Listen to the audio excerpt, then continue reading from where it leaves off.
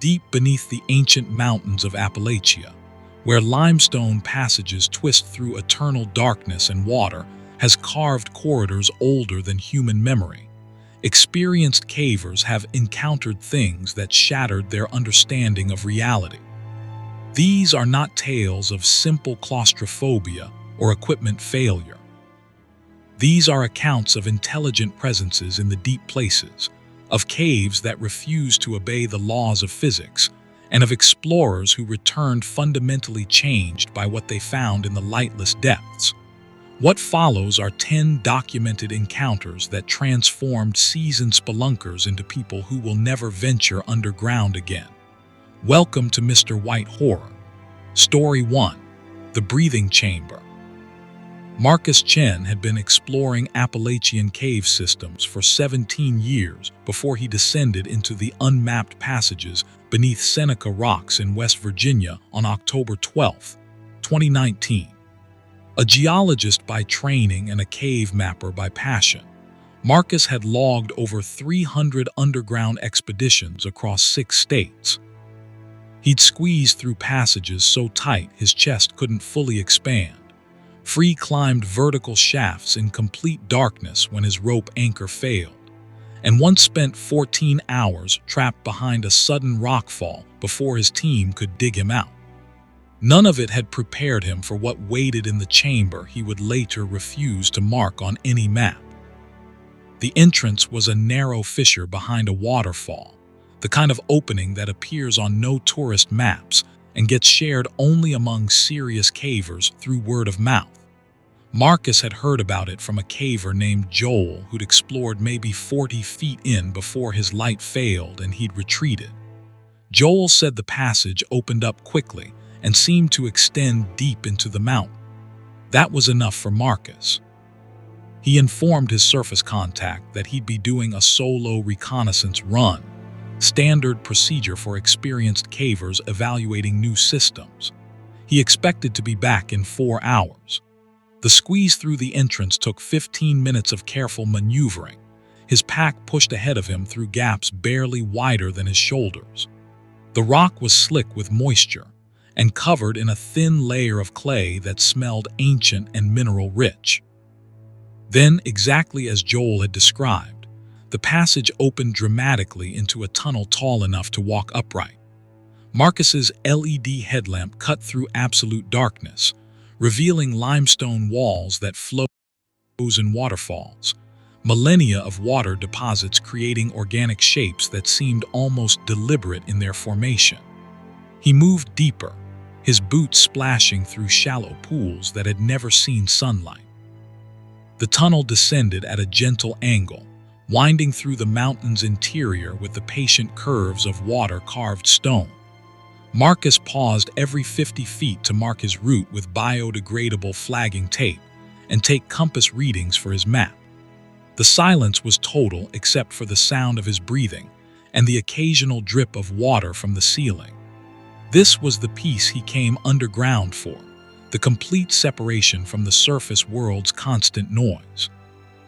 After roughly 90 minutes of steady progress, Marcus estimated he was about 300 feet below the entrance and perhaps half a mile into the mountain horizontally.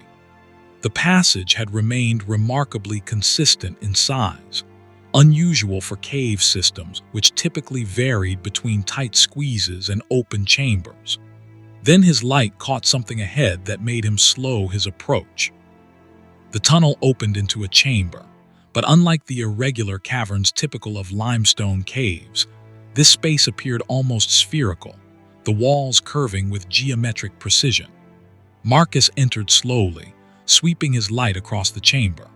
It was approximately 40 feet in diameter, the ceiling domed smoothly overhead, the floor relatively flat and covered in fine silt that showed no previous footprints.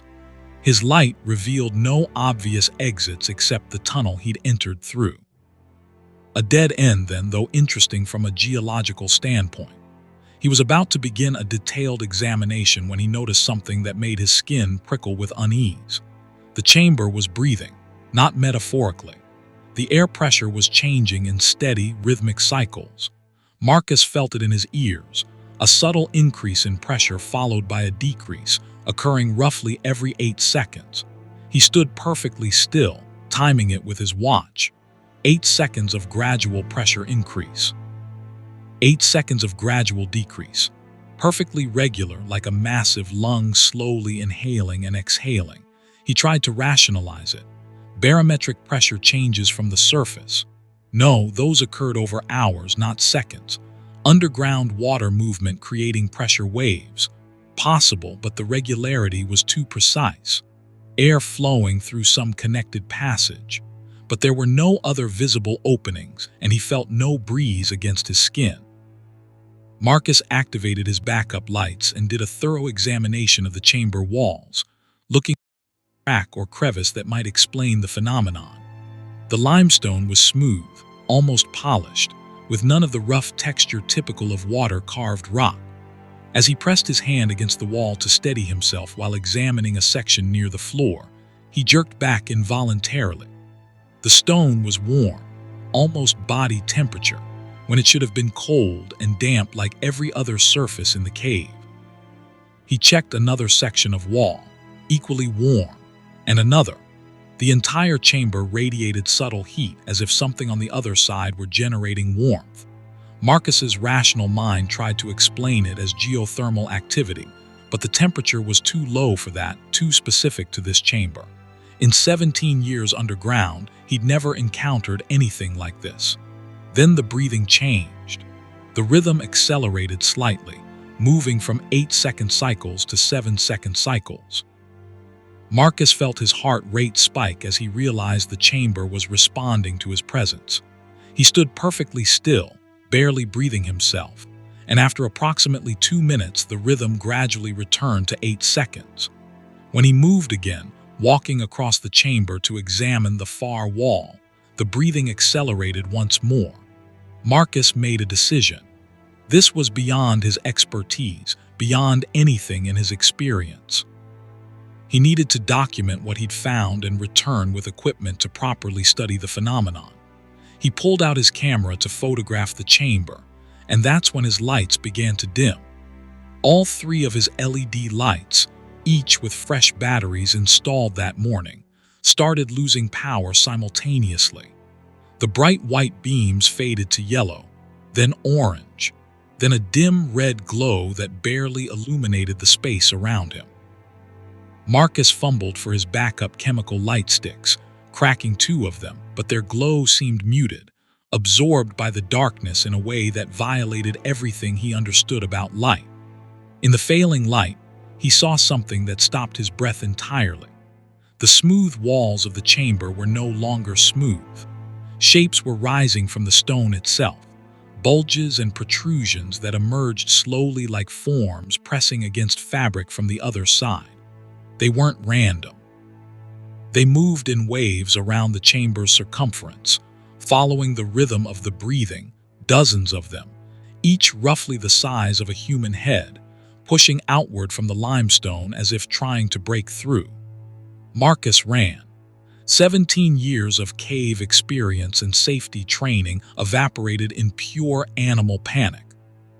He sprinted for the tunnel entrance, lights barely showing the way, the sound of his own breathing harsh in his ears, mixing with that other breathing, that massive rhythmic respiration that was accelerating now, faster and faster, as if the chamber were becoming excited by his fear.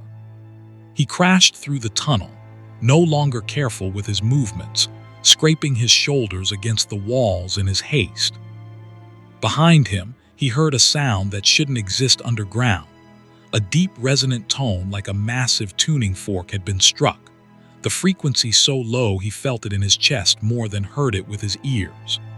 The sound followed him through the winding passage, growing louder, joined by other tones in dissonant harmony.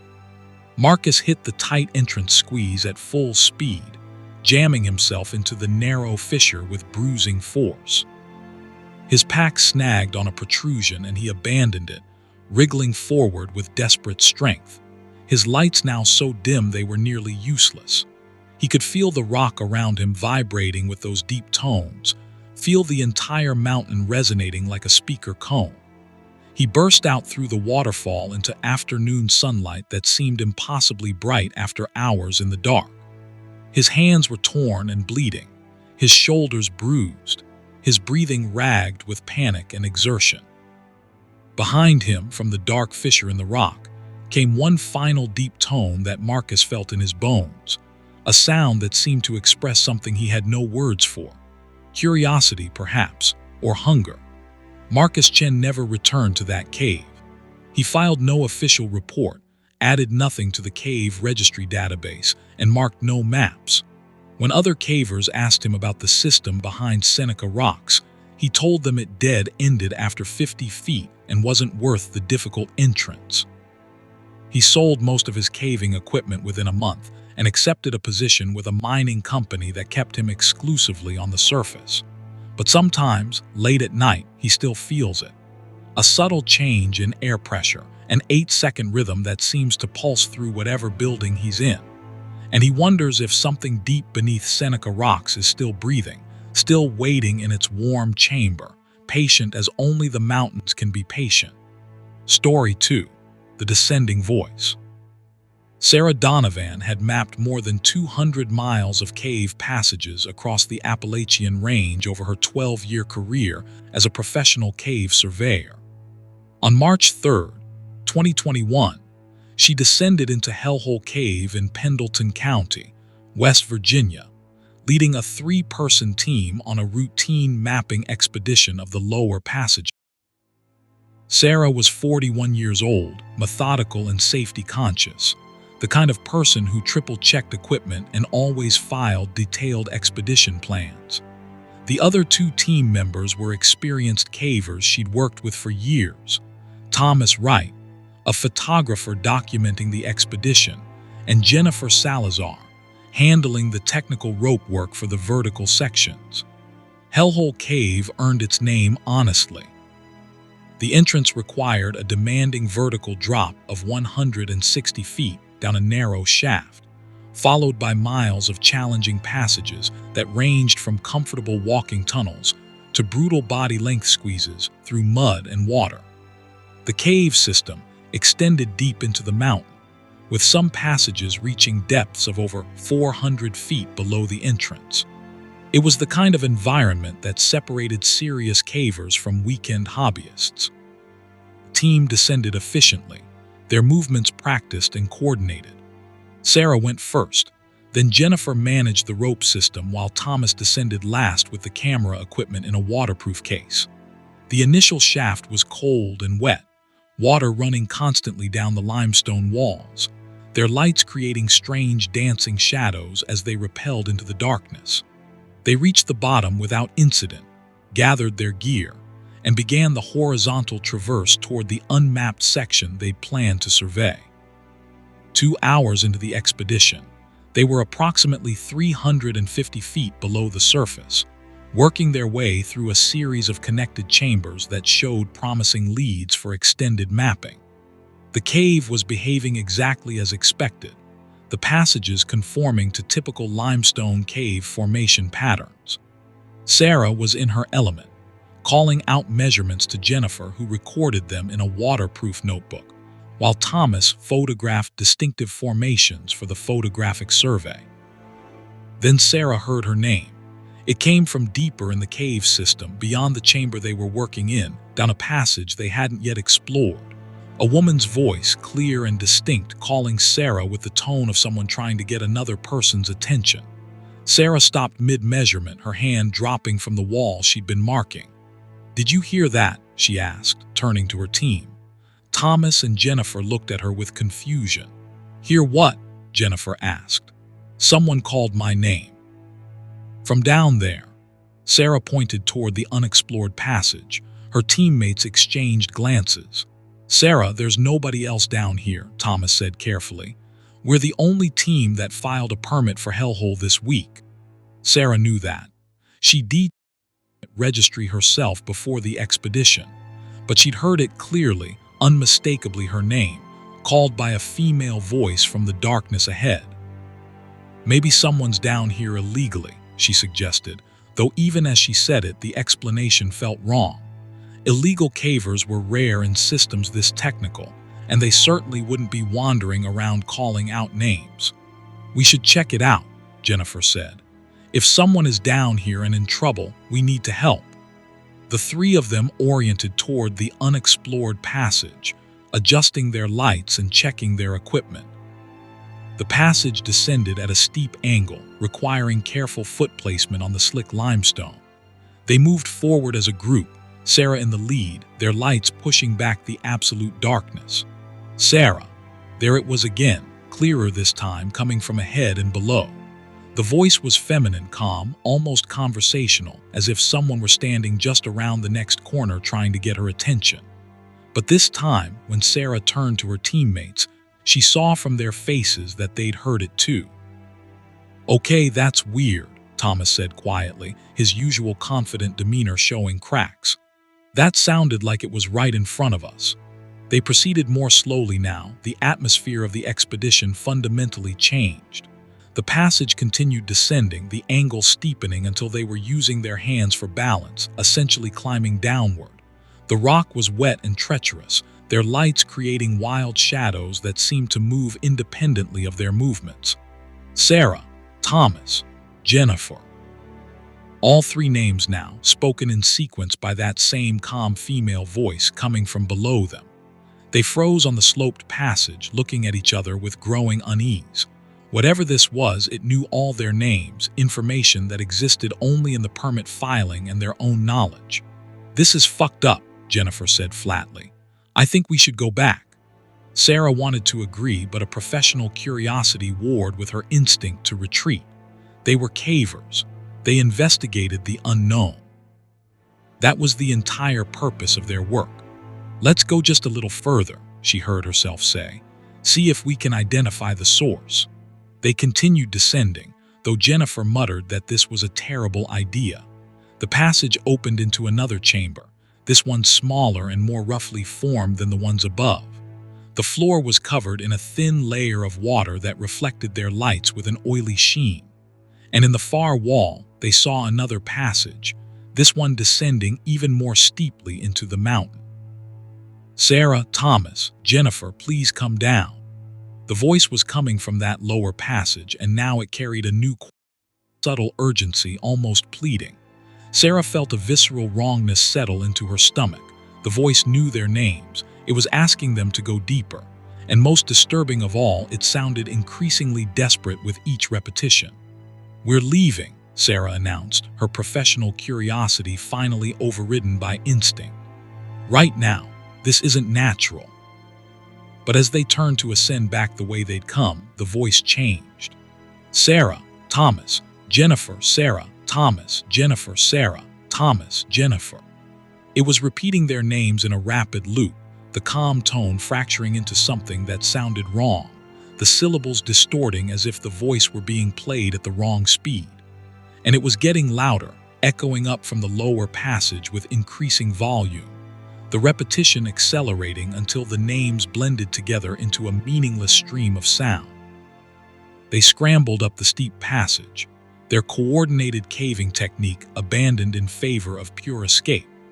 Behind and below them, the voice continued its acceleration, now screaming their names with inhuman intensity, the sound bouncing off the cave walls from multiple directions, until it seemed like dozens of voices were shrieking at them from the stone itself. Sarah's foot slipped on the wet rock and she fell hard, sliding several feet back down the passage before Jennifer grabbed her arm and hauled her up. The voice was so loud now it was physically painful. A cacophony of their own names shouted at them with what sounded like rage or anguish or both. Thomas was ahead of them, his light bouncing wildly as he climbed, his breathing harsh with panic.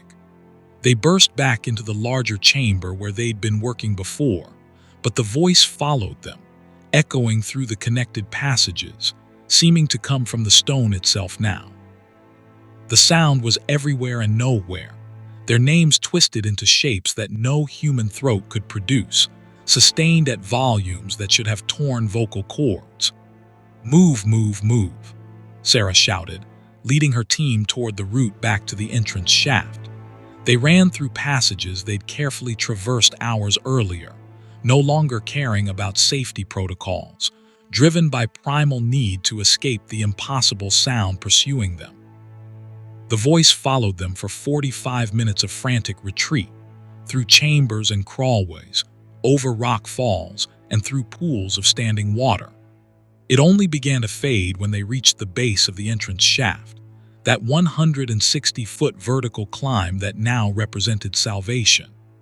Jennifer rigged the ascent with shaking hands, while the voice continued its distorted screaming in the passages behind them, fainter now but still audible. They ascended one at a time, the fastest vertical climb any of them had ever performed, hauling themselves up the rope with desperate strength. Sarah went last, and as she climbed, she heard the voice one final time, directly below her in the shaft, close enough that she felt she could reach down and touch whatever was speaking. Sarah. Just her name, spoken clearly once more in that original calm female voice, carrying a tone of such profound loneliness that Sarah felt tears spring to her eyes even as terror drove her upward. Then silence. Complete and total silence, more absolute than any quiet she'd ever experienced underground. They emerged into evening twilight, all three of them muddy, exhausted, and deeply shaken. They sat by their vehicles for over an hour, trying to process what they'd experienced, before they could compose themselves enough to drive. None of them could explain it. Acoustic anomalies in caves were documented phenomena, but nothing like what they'd heard. The voice had known their names, had spoken with intention and emotional content, had pursued them through the passages. Sarah filed a report with the Cave Conservancy, documenting exactly what they'd experienced. The Conservancy added a notice to the permit system for Hellhole Cave, warning of unusual acoustic phenomena in the lower passages. But no explanation was ever found, and no subsequent expedition reported hearing anything similar. Sarah continues to work as a cave surveyor, but she never returned to Hellhole Cave. Sometimes, in other cave systems, when she's deep underground in the quiet passages, she holds her breath and listens very carefully, listening for that voice calling her name from somewhere deeper still, always deeper, always descending, down passages that perhaps should never be explored. Story 3. The Room That Grew. Daniel Kowalski had been caving since he was 16 years old, introduced to the sport by his father who'd mapped caves across Appalachia for 3 decades. By the time Daniel was 32, he'd followed in his father's footsteps, becoming an expert in cave rescue and technical vertical work. On August 19, 2018, he entered Sinks of Gandy in West Virginia with a solo mission to install new safety anchors in a deep chamber known to local cavers as the Cathedral Room, a massive space roughly 80 feet tall with a floor area about the size of a basketball court. Daniel was comfortable with conditions in familiar cave systems, and Sinks of Gandy was a cave he'd explored dozens of times. The route to Cathedral Room required approximately 2 hours of moderate caving, nothing particularly technical until the final descent into the chamber itself, which involved a 60-foot rappel down a vertical wall. Daniel had made this specific descent at least 20 times before. The approach went smoothly. Daniel moved through the familiar passages with the relaxed efficiency of someone who knew every turn and obstacle. The cave was in good condition, the water levels normal for late summer, the rock dry enough for secure hand holds. He reached the drop point for Cathedral Room, set his anchors, checked his rope system twice, and began the rappel into the darkness below. His headlamp illuminated the massive chamber as he descended, the beam unable to reach the far walls from his position on the rope. Cathedral Room was impressive even by cave system standards, the ceiling soaring overhead in Gothic arches of flowstone, the walls decorated with formations that resembled pipe organs and frozen waterfalls. The air in the chamber always felt different, more open, less confined than the passages leading to it. Daniel loved this space, had proposed to his wife here 7 years earlier in a surprise underground ceremony with a dozen of their caving friends. He reached the floor and disconnected from the rope, then began the work of surveying locations for the new anchors.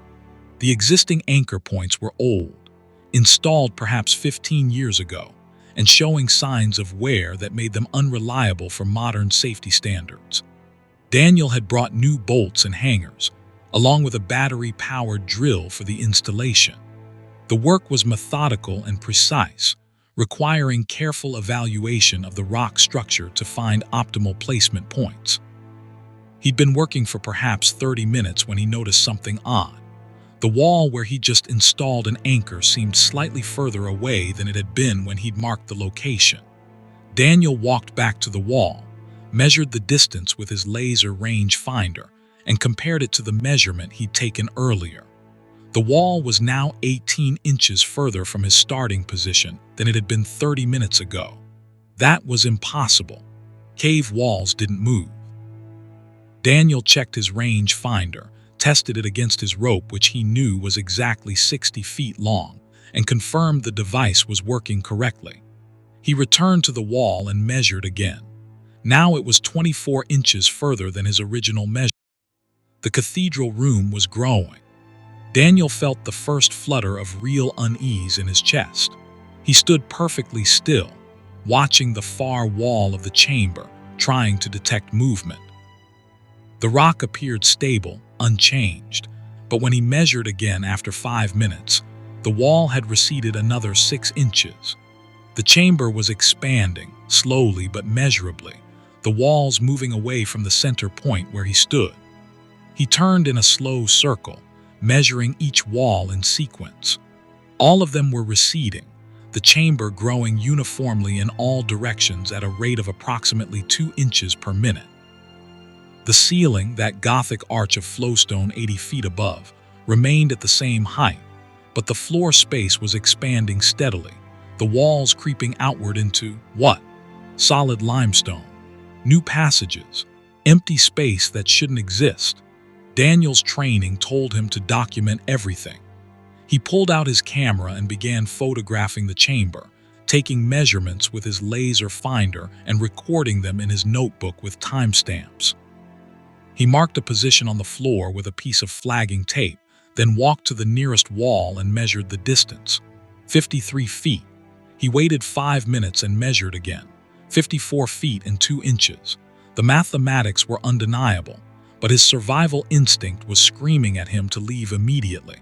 This wasn't natural, wasn't explainable by any geological process he understood. Chambers didn't grow.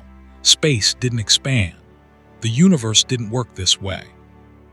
Yet the evidence was irrefutable and measurable and happening around him right now. Daniel made the decision to ascend. He'd document what he could, but he wasn't staying in a chamber that was violating the laws of physics. He moved quickly to his rope, checked his ascent gear, and prepared to climb. That's when he realized the scale of the problem he faced. His rope hung down the wall from the anchor point 60 feet above, but the wall itself had moved. The rope no longer hung vertically, but at an angle, the bottom of the rope now 30 feet from the wall, hanging in space like a diagonal line. The chamber had expanded so much that the wall had moved away from where his rope ended, leaving the rope suspended over a growing gulf of empty air. Daniel stood at the base of his rope and looked up. The anchor point was still visible 60 feet above, but it was now 60 feet up and 30 feet horizontally away. He couldn't climb a rope at that angle. His ascent gear was designed for vertical climbing, not diagonal traverses, and every minute he waited, the angle was as the wall continued to recede. He had to try. Daniel clipped onto the rope and began to climb, his ascent gear protesting the diagonal angle but functioning. It was exhausting work, fighting not just against gravity but against the horizontal vector, his body wanting to swing and spin on the angled rope. He climbed with desperate focus, 20 feet, 30 feet, 40 feet up the rope. Below him, the chamber continued expanding. He could see it now, could actually perceive the movement, the walls sliding away from center with the slow inevitability of continental drift compressed into real time.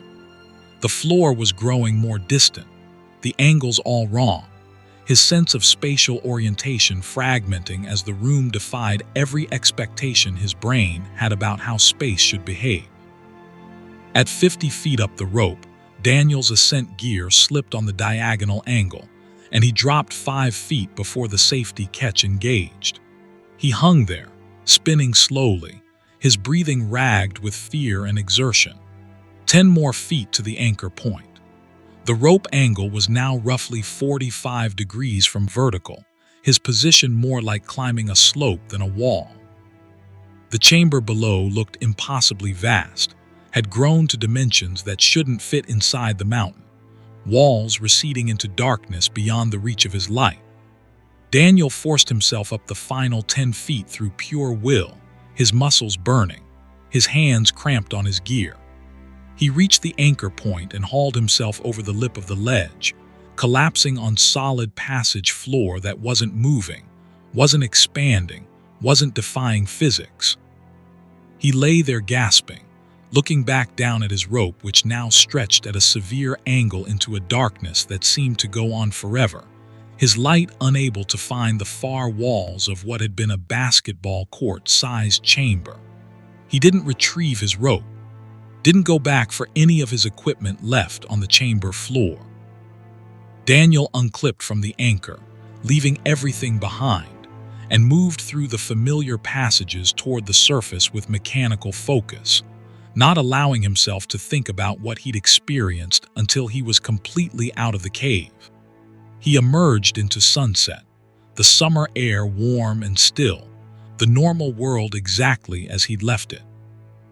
Daniel sat at the cave entrance for 2 hours, his scientific mind trying to reconcile what he'd experienced with what he knew about physics and geology and the nature of reality. He couldn't.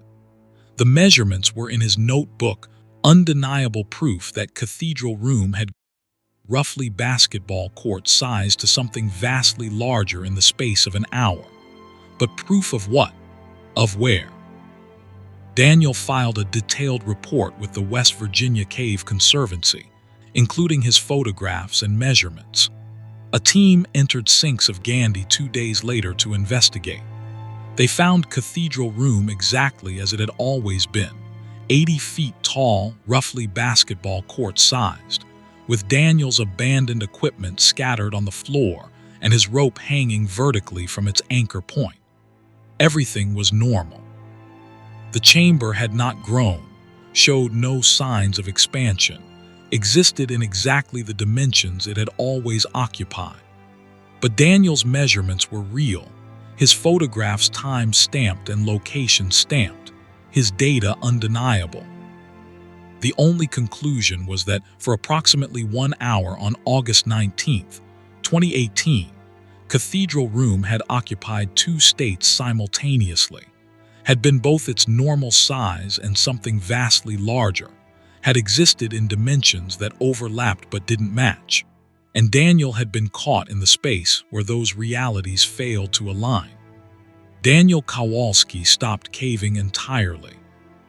He sold his equipment, turned down rescue call-outs, and declined invitations to join expeditions with friends he'd caved with for years. He took a position as a geology professor at a small college, working exclusively with surface formations and sedimentary analysis. He never enters caves anymore, not even the tourist-friendly commercial ones with lights and paved walkways. Because sometimes, late at night when he's alone, Daniel thinks about other cavers in other chambers, experiencing their own impossible expansions, their own rooms that grow, spaces that fold into dimensions the human mind wasn't designed to comprehend. And he wonders how many of them made it back to normal reality, and how many are still down there, lost in chambers that never stop growing, climbing ropes toward anchor points that recede forever, trapped in spaces that expand faster than anyone can escape. Story 4. the parallel formation.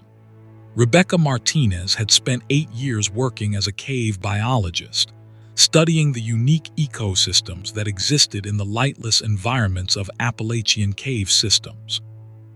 At 29 years old, she published papers on cave-adapted salamanders, blind crayfish, and extremophile bacteria that survived in conditions that seemed with life. On November 7, 2020, she entered Culverson Creek Cave in Greenbrier County, West Virginia, searching for specimens of a rare cave beetle that had been reported in the deeper passages. The expedition was routine by Rebecca's standards. She went alone, standard practice for collecting trips where she needed to move slowly and carefully to spot small invertebrates without disturbing their habitat. The cave was moderately technical but well mapped, with no vertical work required and no tight squeezes beyond the entrance. Rebecca had been in Culverson Creek 5 times before and knew the route to the deeper passages where cave-adapted species were most common. She moved through the entrance sequence, a low crawl for about 20 feet followed by a comfortable walking passage that descended gently into the mountain. The cave was wet, as always, water dripping constantly from the ceiling and flowing in shallow streams along the passage floor. Rebecca wore full waterproof gear and carried her collection equipment in sealed cases. Her objective was a chamber roughly 2 hours into the system where the previous beetle sighting had been reported. The approach was uneventful and even pleasant. Rebecca loved being underground, loved the complete separation from the surface world, the way cave ecosystems operated by rules completely different from surface biology. In caves, energy came not from photosynthesis, but from water carried nutrients and organic debris washed in from outside. Species evolved not for competition with visual predators, but for efficient energy use in environments where food was scarce and constant. It was an alien world beneath familiar mountains, and Rebecca never tired of it. She reached the target chamber and began her careful search, moving slowly along the walls with her headlamp adjusted to low power to avoid startling the photosensitive creatures. Cave beetles were small, usually less than half an inch long, pale, or translucent, completely blind with no eyes at all. Finding them required patience and careful observation, looking for subtle movement on rock faces or under small stones. After about 40 minutes of searching, Rebecca found what she was looking for. 3 beetles clustered on a rock face about 4 feet from the cave floor, their antennae moving slowly across the stone surface. She photographed them in place for documentation, then carefully collected 2 specimens in separate vials for later study, leaving the 3rd beetle undisturbed as per her collection ethics. The beetles were perfect, clearly the species she'd come for. But as she stepped back from the collection site, her light swept across something that made her freeze in confusion. On the opposite wall of the chamber, perhaps 20 feet away, she saw another cluster of 3 beetles in exactly the same formation she'd just photographed. The arrangement was identical, 3 beetles positioned in the same triangular pattern, their antennae at the same angles, their positions perfect mirrors of what she just observed. Rebecca crossed the chamber for a closer look. The beetles were real, living, moving slightly as all cave beetles did, but the formation was impossible. Cave beetles didn't cluster in identical patterns on opposite walls. They didn't coordinate behavior across distances like this. She photographed the second group, then compared the images on her camera's screen. The formations were exactly identical, down to the spacing between individual beetles and the curve of their antennae. She collected 1 beetle from the second cluster and returned to the first location. To her shock, there were still 3 beetles there, arranged in the same triangular pattern, but she'd collected 2 from this spot already. The math didn't work. She should be looking at 1 beetle, possibly 2 if one had moved into position, but not 3 in the exact same formation she'd found originally. Rebecca checked her collection vials. She had 3 beetles total, each in its own vial, each visibly moving. She hadn't imagined collecting them, but the walls showed 3 beetles at each location, 6 beetles total visible in the chamber, all arranged in identical triangular formations. She began a systematic check of the entire chamber, moving slowly along all the walls, and discovered 8 more triangular formations of 3 beetles each, all identical in their arrangement. 10 locations total, each showing the same impossible pattern. 30 beetles visible when simple mathematical probability said no more than 3 or 4 cave beetles should exist in a chamber this size. And they were all the same, every formation a perfect copy of every other formation. Rebecca's scientific training warred with the growing wrongness she felt in the chamber. This violated everything she understood about cave ecology, about beetle behavior, about how life organized itself. She began taking measurements, documenting distances between formations, angles, and orientations. That's when she realized something even more disturbing. The formations weren't just similar. They were identical in absolute space. Each triangular pattern of beetles existed at exactly the same height from the chamber floor, exactly 4 feet 3 inches. Each formation had the same orientation relative to magnetic north, which Rebecca determined using her compass. The beetles weren't just copying a pattern, they were occupying the same position in space, repeated across multiple locations in the chamber like the same image projected onto 10 different screens. She approached one formation and carefully touched the wall near it with her gloved hand. The rock felt normal, solid limestone, cold and damp. She moved to a second formation and touched its wall.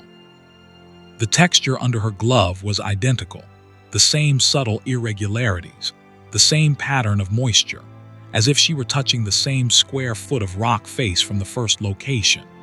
Rebecca pulled out her laser measure and did an experiment. She measured the precise distance from the leftmost beetle in a formation to a specific flowstone feature on the cave floor, 13.7 inches. She moved to a second formation and measured the distance from its leftmost beetle to the floor, 13.7 inches, despite the floor being clearly different heights at the 2 locations based on the overall cave passage slope. The measurement was the same because somehow, impossibly, she was measuring the same space twice. The chamber wasn't showing her 10 different locations with identical beetle formations. The chamber was showing her the same location 10 times, the same exact piece of space-time repeated and overlaid onto different physical positions. Rebecca stood in the center of the chamber and turned slowly, her light revealing formation after formation, each one a window into the same impossible moment. The same 3 beetles frozen in the same positions, existing simultaneously in 10 places at once. She needed to leave. Her scientific curiosity was completely overridden by a primal recognition that she was experiencing something fundamentally wrong with reality itself. Rebecca moved toward the passage that led back toward the entrance, and that's when she saw herself. Standing at the chamber entrance, exactly where Rebecca had entered 2 hours ago, was Rebecca. Same clothing, same equipment, same headlamp. The figure was facing away, beginning to move into the chamber exactly as Rebecca had moved when she'd first arrived. Rebecca watched herself, watched this impossible duplicate cross to the first beetle formation, photograph it, collect specimens, complete the exact sequence Rebecca had performed. And when the duplicate Rebecca stepped back from the collection and her light swept across the opposite wall, revealing the second identical formation, Rebecca saw the duplicate's body language change to the same confusion she'd felt. She was watching her own past actions, watching herself discover the impossible formations, watching her past self begin the investigation that had led to this moment of standing in the chamber entrance watching herself. Rebecca understood with sudden horrible clarity that she was trapped in a loop, that the chamber was somehow folding time back on itself, creating copies or echoes or repetitions of the same events. The 10 beetle formations were the same formation observed 10 times, and now she was becoming part of the pattern, another Rebecca to add to however many were already layered into this space. She ran, not toward the exit where her duplicate was still investigating the formations, but toward the other passage, the one that led deeper into the cave system, away from the chamber that was fragmenting reality into copies of itself. Rebecca moved through unfamiliar passages, ignoring her usual careful mapping protocols, driven only by the need to escape the chamber and whatever was happening there. After 20 minutes of frantic movement through twisting passages, Rebecca forced herself to stop and assess. She was in a section of cave she didn't recognize, hadn't studied on any map. Her exit was back through the formation chamber, which meant either going back through that space where reality was layered and multiplied or finding an alternative route. She checked her cave map, looking for any passage that might loop around or connect to known sections. That's when she noticed her hand. On the back of her left glove, written in marker, was a message in her own handwriting. Don't go back. Find alternate exit. Follow water flow towards surface. Rebecca had not written that message. She checked her equipment before entering the cave and would have noticed writing on her bright yellow gloves. But it was undeniably her handwriting, her print-style letters, her specific way of drawing the letter A. The message was from herself, from some version of herself that had been through this already, and found a way to communicate across whatever temporal fragmentation was occurring in the chamber. She followed the message's advice, found a stream and followed it upstream, trusting that water flows from higher elevations toward lower ones, meaning upstream should eventually lead toward the surface. The route was difficult, crawling through water and climbing over rock falls, but Rebecca pushed through, refusing to think about the implications of receiving messages from her own future or past, or whatever temporal direction that message had come from. After 3 hours of exhausting navigation through unmapped passages, Rebecca saw daylight. A narrow crack in the ceiling, barely wide enough to squeeze through, with late afternoon sun visible beyond. She climbed toward it with desperate determination, forced her body through the tight opening, and emerged into a forest on the mountainside roughly half a mile from Culverson Creek Cave's entrance. She sat in the leaves and sunlight, breathing heavily, her mind trying to process what she'd experienced. Rebecca checked her collection vials. Empty. All 3 vials that had contained beetles were now empty, as if she'd never collected them. She checked her camera. The photographs of the formations were gone, the memory card showing only images from previous expeditions. All physical evidence of what she'd experienced had been erased, or had never existed, or existed only in that folded chamber where reality copied itself into impossible patterns. Rebecca filed no report.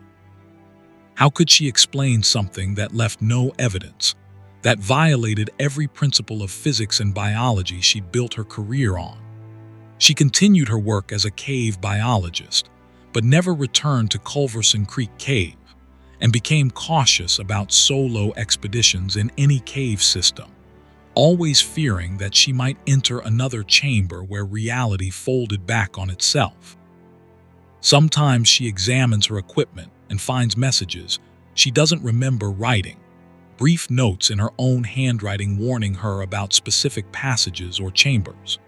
She doesn't know if these are messages from future versions of herself that experience things she hasn't yet encountered, or past versions trying to prevent her from repeating mistakes, or if time has simply broken for her in ways she can't repair. She follows the advice in the messages and tells no one about them.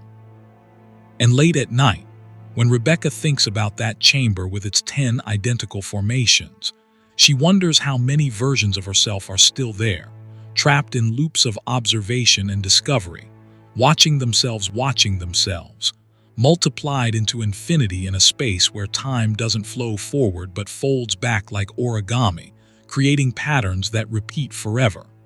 Story 5. The Patient Ceiling. Gregory Walsh had been a cave rescue specialist for 15 years, leading extractions of from some of the most technically demanding cave systems in the Appalachian Range. At 45 years old, he'd participated in over 60 rescue operations, including several that had made national news. On January 14, 2022, Gregory entered Organ Cave in Greenbrier County, West Virginia, not for a rescue but for a personal exploration of a newly discovered passage that connected to sections of the massive cave system that had been isolated for thousands of years. The new passage had been opened just 3 weeks earlier when a rockfall in a well-known section of Organ Cave revealed an opening behind the collapsed wall. Initial explorations had pushed maybe 200 feet into Virgin Passage before the discovery team decided to wait for proper surveying before going further. Gregory had been part of that initial team and had been eager to return for a more thorough exploration. He entered with a partner, Michelle Torres, a geologist he'd worked with on numerous projects. The plan was straightforward: push the newly discovered passage as far as safely possible, take initial survey measurements, and document anything of geological or biological interest. They expected to be underground for approximately 6 hours, a comfortable margin for the work they planned to do. The approach through known sections of Organ Cave took 90 minutes, navigating the commercial tour route, and then branching off into wild passages that required careful climbing and occasional rope work. They reached the rockfall site, squeezed through the opening, and entered the new passage. The difference was immediately apparent.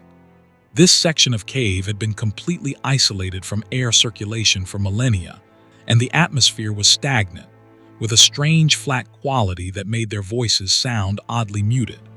The passage was unusual in its formation, the walls unusually smooth for limestone, the floor relatively level and covered in fine silt that showed no signs of water flow. Most caves were carved by water over millions of years, but this passage seemed to have formed through some other process, perhaps ancient gas pockets or dissolution by acidic groundwater moving through the rock under pressure. They moved deeper, taking measurements and photographs. Gregory was particularly interested in the ceiling, which showed unusual scalloping patterns that suggested rapid formation rather than the slow, patient work of water. Michelle collected rock samples and made notes about the mineral composition, which from the typical limestone of the surrounding cave system. After approximately 40 minutes of steady progress, they entered a larger chamber, roughly circular, and about 30 feet in diameter. The ceiling was perhaps 12 feet high, relatively low for a chamber but comfortable for exploration. What caught Gregory's attention immediately was the ceiling's texture. It appeared organic somehow, the stone surface showing regular ridged patterns that looked almost like muscle fiber or wood grain, parallel lines that curved across the dome of the ceiling in hypnotic spirals. Michelle was examining the walls, but Gregory found himself staring upward, his light following the spiral patterns in the ceiling. The ridges were perfectly regular, spaced about 2 inches apart, each one raised slightly from the surface of the stone. It reminded him of something, though he couldn't quite place what. The pattern was beautiful in its precision, mathematical in its regularity. "Greg, are you seeing this?" Michelle called from across the chamber.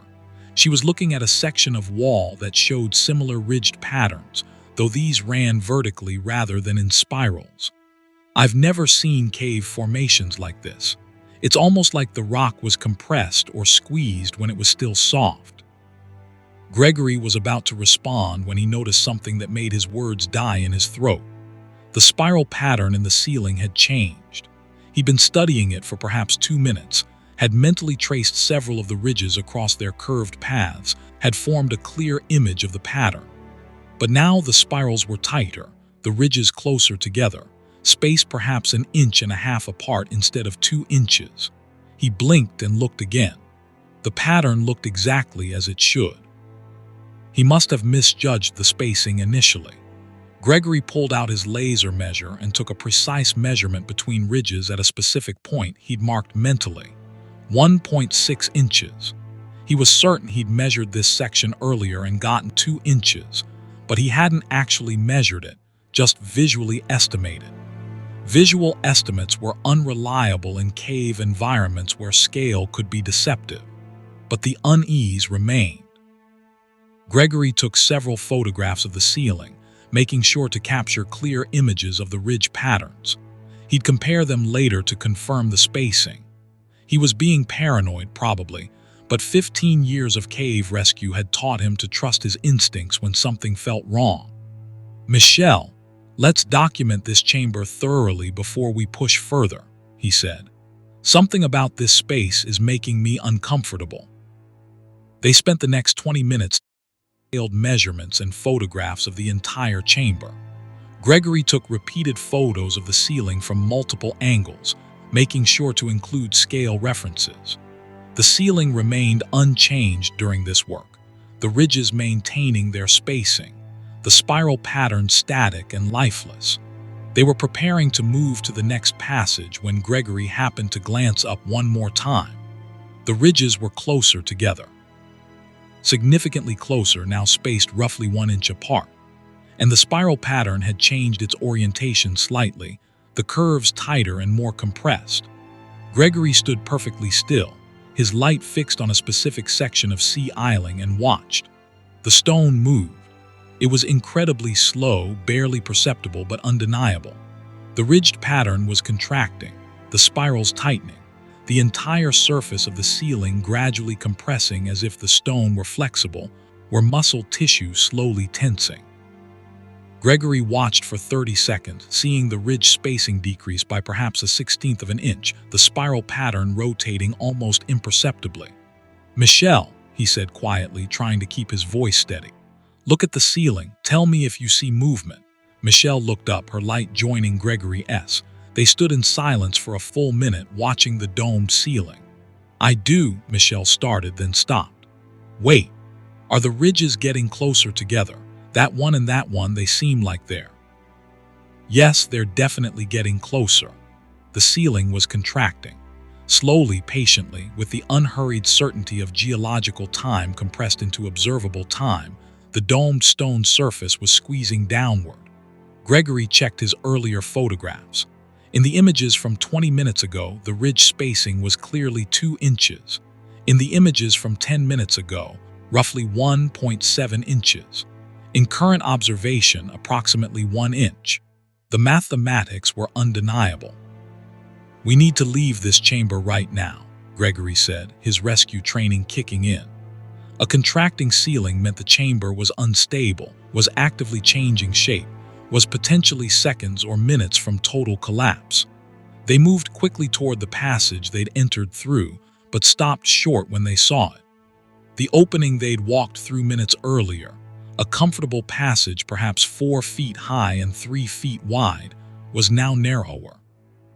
Significantly narrower, reduced to roughly 2 feet high and 18 inches wide. The ceiling of the passage had descended, the walls had compressed inward, the entire passage contracting in the same slow, patient way the chamber ceiling was contracting.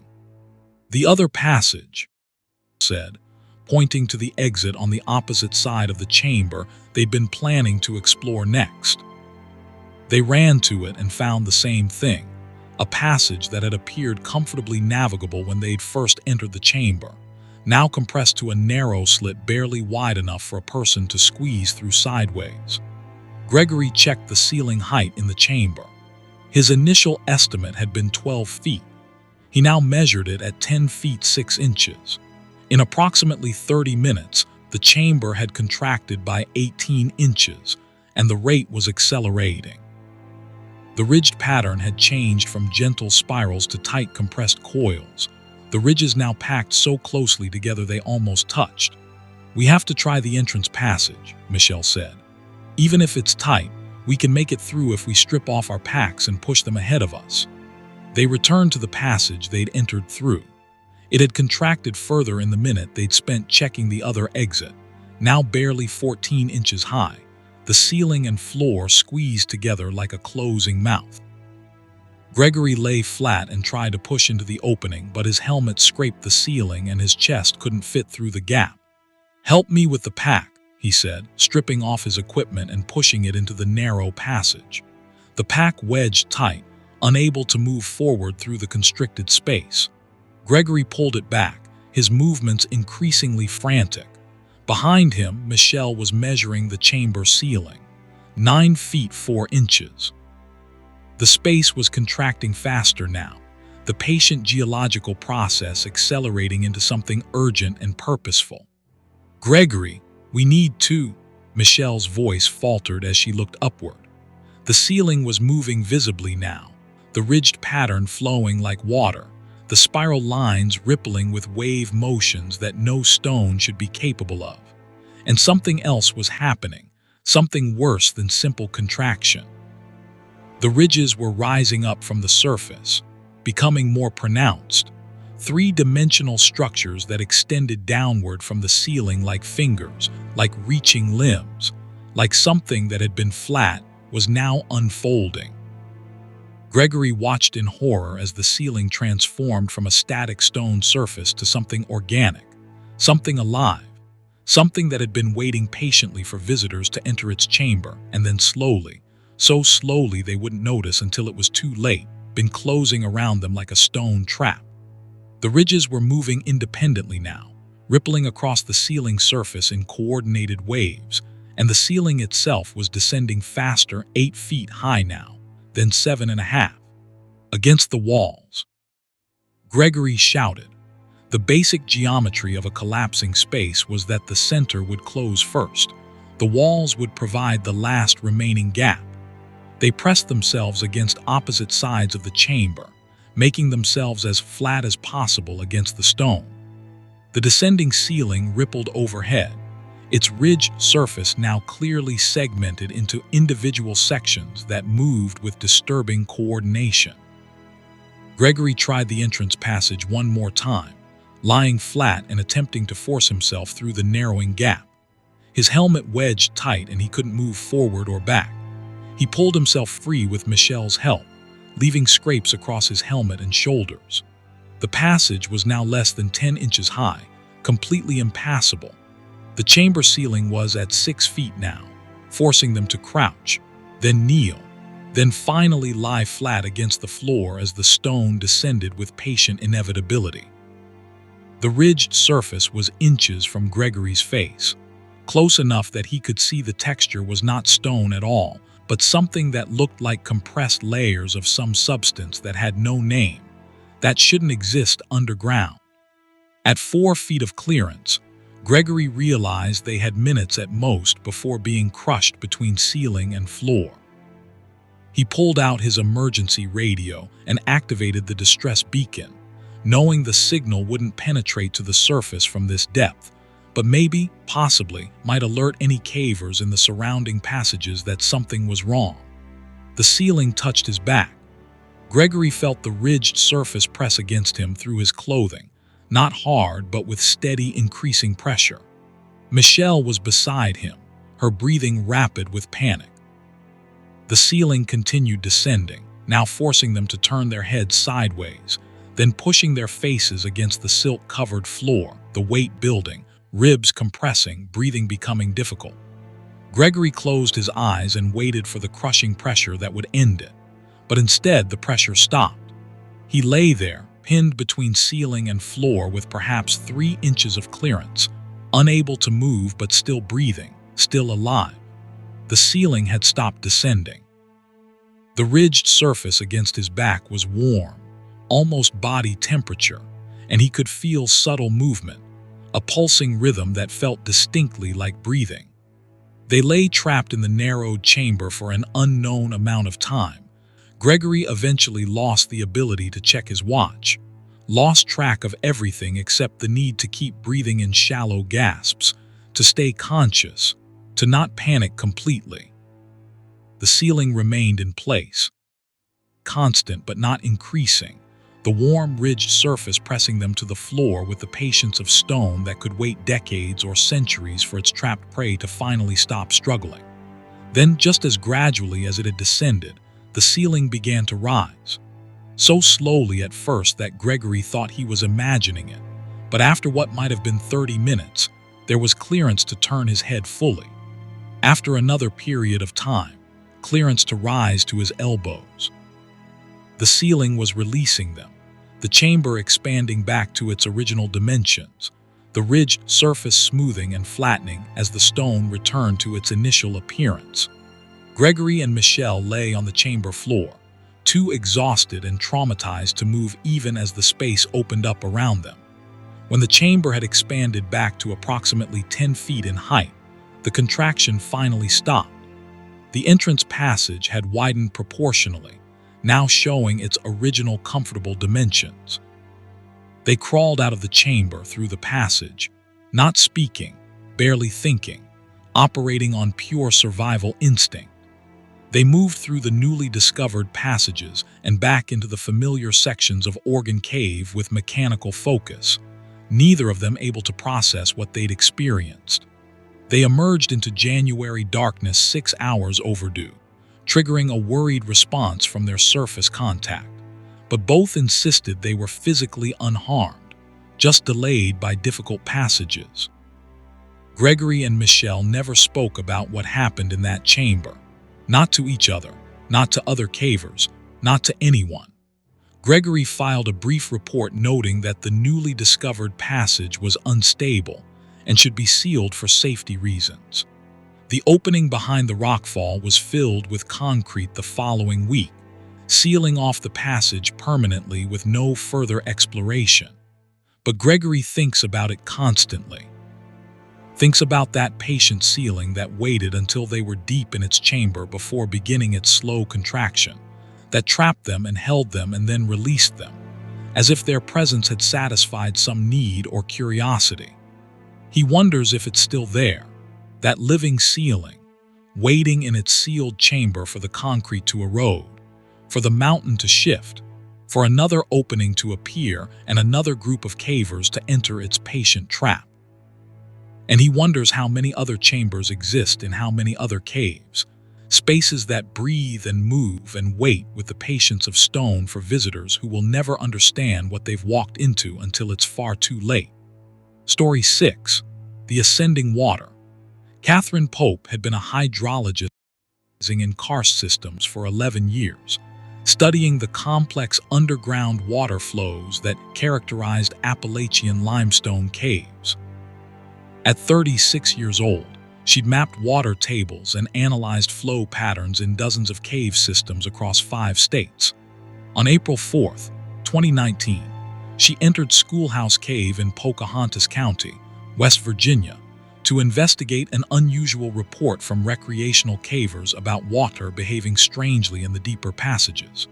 The report had been vague but intriguing. A caving group had described water flowing upward in a passage, defying gravity in ways they couldn't explain. Catherine was skeptical. These kinds of reports usually turned out to be optical illusions or misunderstood siphon effects, but the cavers who'd filed the report were experienced enough to know the difference between unusual and impossible. She decided it warranted investigation. Catherine entered Schoolhouse Cave with standard water study equipment, including dye trace materials, flow meters, and waterproof video cameras for documenting what she found. The cave was moderately technical, requiring some rope work and crawling through water-filled passages, nothing beyond her expertise.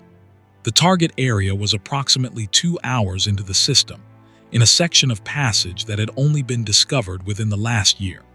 The approach was wet, as expected. Schoolhouse Cave was known for its active water flows, with multiple streams running through the passages and several sump pools that had to be carefully navigated. Catherine moved efficiently through the familiar entry sequence, then into the newer passages where the unusual water behavior had been reported. The passage descended steeply, requiring careful foot placement on wet rock, following a stream that flowed downward as streams should, obeying gravity and seeking lower elevations. After about 90 minutes, Catherine reached a section where the passage leveled out, and the stream spread across a wider floor area, creating a shallow pool perhaps 3 inches deep and extending 30 feet down the passage. This appeared to be the location described in the report. Catherine set up her equipment and began systematic observations. Initially, everything seemed normal. Water flowing downward from the higher passages, pooling in the level section, then continuing downward through a narrow channel at the far end of the pool. Flow rate was unremarkable, roughly 5 gallons per minute based on Catherine's measurements. Water 48 degrees Fahrenheit, typical for this depth and season. The system was behaving exactly as expected for karst hydrology. Then Catherine noticed something odd about the water's surface. In the still pool area, the surface wasn't quite level. One side of the pool appeared slightly higher than the other, a difference of maybe half an inch, but the water wasn't flowing to equalize the levels as it should. Water always sought level. That was fundamental physics, but this pool seemed to be maintaining a subtle tilt with the higher side against the right wall of the passage. Catherine set up her precision level and confirmed what her eyes were seeing. The water surface had a consistent slope from right to left, roughly a 2-degree tilt across the 30-foot width of the pool. But there was no current, no flow from high side to low side, no movement to explain why the water maintained this impossible angle. She added dye to the high side of the pool, expecting it to drift downward toward the lower side or be carried by subtle currents. Instead, the dye climbed. The bright green tracer moved slowly up the water surface slope, traveling from the low side toward the high side, flowing uphill against gravity. Catherine watched in fascination as the dye reached the high side of the pool and then continued upward, actually rising out of the surface of the water to float in the air like green mist, climbing several inches above the pool before dissipating. Catherine ran the test again with the same result. The dye consistently flowed upward, from low to high, defying every principle of fluid dynamics she'd built her career on. She documented everything with video, making sure to include clear reference points and her level to show the water's tilted surface. The evidence was undeniable and completely impossible. Moving carefully to avoid disturbing the pool, Catherine waded to the high side where water was somehow flowing upward. She held her hand in the water at the point where it was climbing the slope. She felt flow, actual pressure against her palm, water pushing upward with measurable force. Her flow meter confirmed it, showing 3 gallons per minute of water moving up the slope, flowing higher rather than lower, climbing toward what? Catherine looked at the passage wall where the water was flowing highest. The limestone was wet, obviously, but not just wet from splash or seepage. Water was flowing up the wall, a thin film of liquid climbing the vertical rock face, moving upward at a steady rate of approximately 1 inch per second. She traced its height and felt her understanding of physics begin to fracture. The water flowed up the wall to the ceiling, roughly 8 feet above the pool, then across the ceiling against all logic, a thin sheet of liquid defying gravity, moving horizontally along the rock surface. Catherine followed the flow with her light, watching it travel across 15 feet of ceiling, then angle upward into a crack in the rock that led to some higher passage or chamber. The water was flowing upward through the cave system, seeking higher ground instead of lower, reversing the fundamental behavior that shaped all cave formation and hydrology. Catherine's scientific mind raced through possible explanations. Capillary action. No, that worked on millimeter scales, not vertical climbs of 8 feet. Siphon effect. Impossible without a complete water-filled passage and pressure differential. Some kind of acoustic levitation. She detected no sound beyond normal water drip. Electromagnetic effects. She had no equipment to detect those, but water wasn't magnetic anyway. She collected a water sample from the ascending flow and immediately ran basic field tests. pH normal. Mineral content typical for limestone groundwater. Temperature unchanged. The water itself was completely ordinary. It was just flowing in the wrong direction, climbing walls and crossing ceilings when it should be pooling and seeking downward paths. Catherine made a decision that would haunt her afterward. She needed to know where the ascending water led, needed to understand the full scope of this impossible system. She located the crack in the ceiling where the water flow disappeared and found that it was climbable, a narrow chimney that she could ascend using pressure from her back and feet against opposite walls. The climb would be wet and difficult, but technically within her abilities. She began climbing, wedging herself in the narrow vertical crack, the ascending water flowing past her face as she inched upward. The flow was constant and surprisingly strong, creating a thin but steady stream that moved up the chimney with purpose. Catherine climbed for roughly 40 feet, the crack occasionally widening enough to allow brief rests, then narrowing again to barely shoulder width. The water flowed past her the entire way, always upward, always defying gravity. The crack finally opened into a small chamber, roughly 15 feet across and circular. Catherine pulled herself up into the space and immediately understood that she'd made a terrible mistake. This chamber was the ascending water, but source in a way that made no sense. The floor of the chamber was a pool, perfectly circular, perhaps 10 feet in diameter and deep enough that her light couldn't find the bottom. But the water in the pool wasn't still. It was rising, fountaining upward from the depths in a smooth column that reached almost to the chamber's ceiling 15 feet above, then spreading and flowing across the ceiling and down through various cracks and passages, including the chimney Catherine had just climbed. The pool was generating water, producing a continuous upward flow that sustained itself impossibly, a perpetual fountain in the darkness that fed into the cave system above rather than draining into the passages below. Catherine stared at it, her mind unable to reconcile what she was seeing with any principle of hydrology she knew. Water didn't generate itself. It flowed from high points to low points, was pulled by gravity into the deepest available spaces, collected and pooled, and eventually found its way to underground rivers and aquifers. It didn't fountain upward in sustained columns and flow backward through cave systems. Catherine approached the edge of the pool carefully, looking down into its depths. Her light penetrated perhaps 20 feet into the clear water before fading into darkness that suggested the pool was far deeper than that. The upward flow originated from somewhere far below, water rising with consistent force, enough pressure to sustain a 15-foot fountain and feed multiple outflow passages. She dropped a small stone into the pool and watched it sink, fighting against the upward current, tumbling down into darkness. It never hit bottom within her light's range. She was backing away from the pool when she noticed movement in its depths.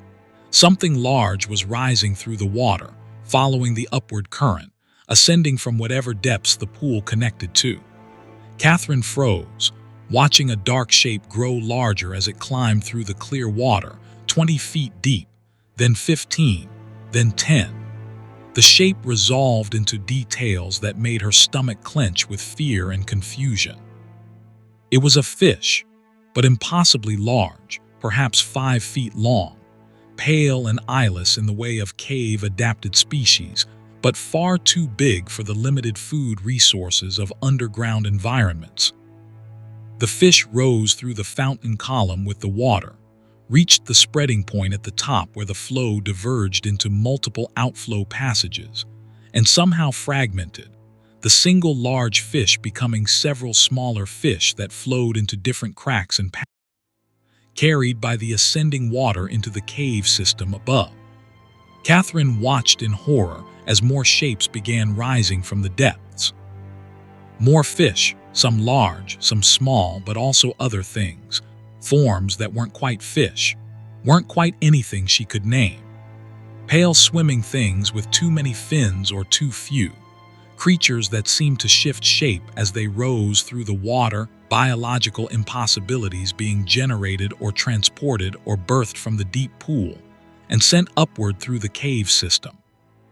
She understood with sudden clarity that she was seeing something fundamental to the cave itself, some process that existed beneath or beyond normal geology and hydrology. This wasn't water behaving strangely. This was something else using the appearance of water to move through the cave system, carrying its impossible creatures upward through passages, distributing them through the mountain, and Catherine had climbed directly to its source. One of the ascending shapes in the pool was close now, perhaps 6 feet from the surface, and as Catherine's light illuminated it clearly for the first time, she saw that it wasn't a fish at all. It was a hand, human-sized, pale and bloated, fingers spread wide, rising through the water toward her. And behind it, attached to it, was an arm, then a shoulder, then the suggestion of a complete body ascending through the fountain. Catherine didn't wait to see more. She dove back into the chimney crack, sliding and falling more than climbing, the descending rock tearing at her clothing and gear, her only thought to get away from that chamber and its ascending pool, and the things that rose from its depths.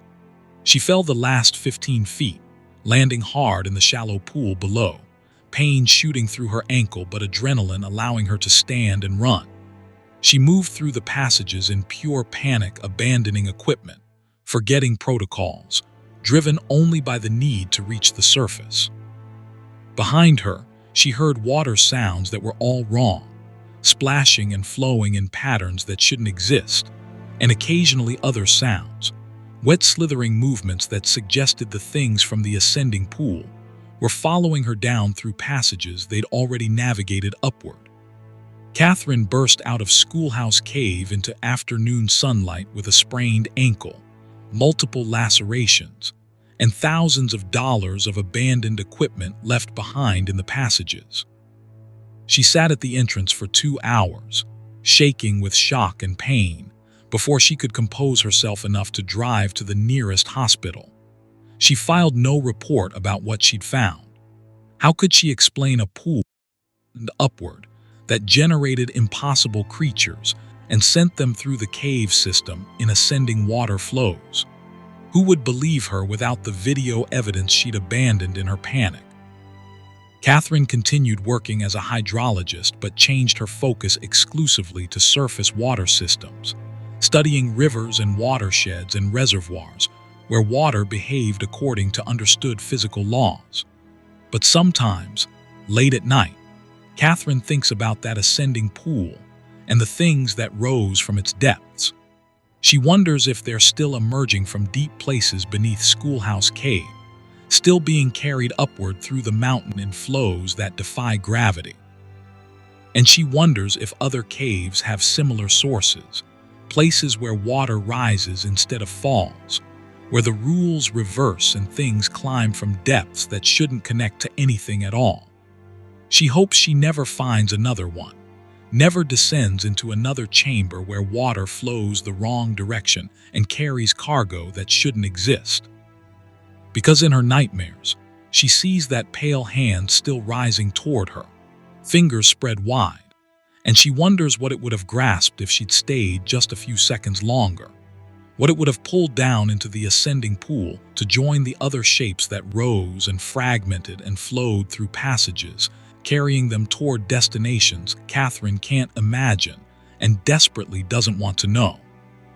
Story 7. The mapped passage that wasn't James Riley had been a professional cave mapper for 19 years, creating the detailed surveys that allowed safe exploration of complex underground systems. At 43 years old, he'd personally mapped over 400 miles of passages across Appalachian cave systems, work that required precision, patience, and perfect attention to detail. Every measurement recorded 3 times, every passage sketched from multiple angles, every station point carefully marked and documented.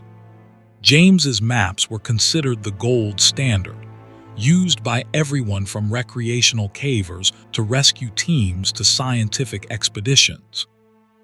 On September 16, 2021, James entered MacLeod Cave in Greenbrier County, West Virginia, to verify and update a section of map that had been created 15 years earlier using older surveying techniques.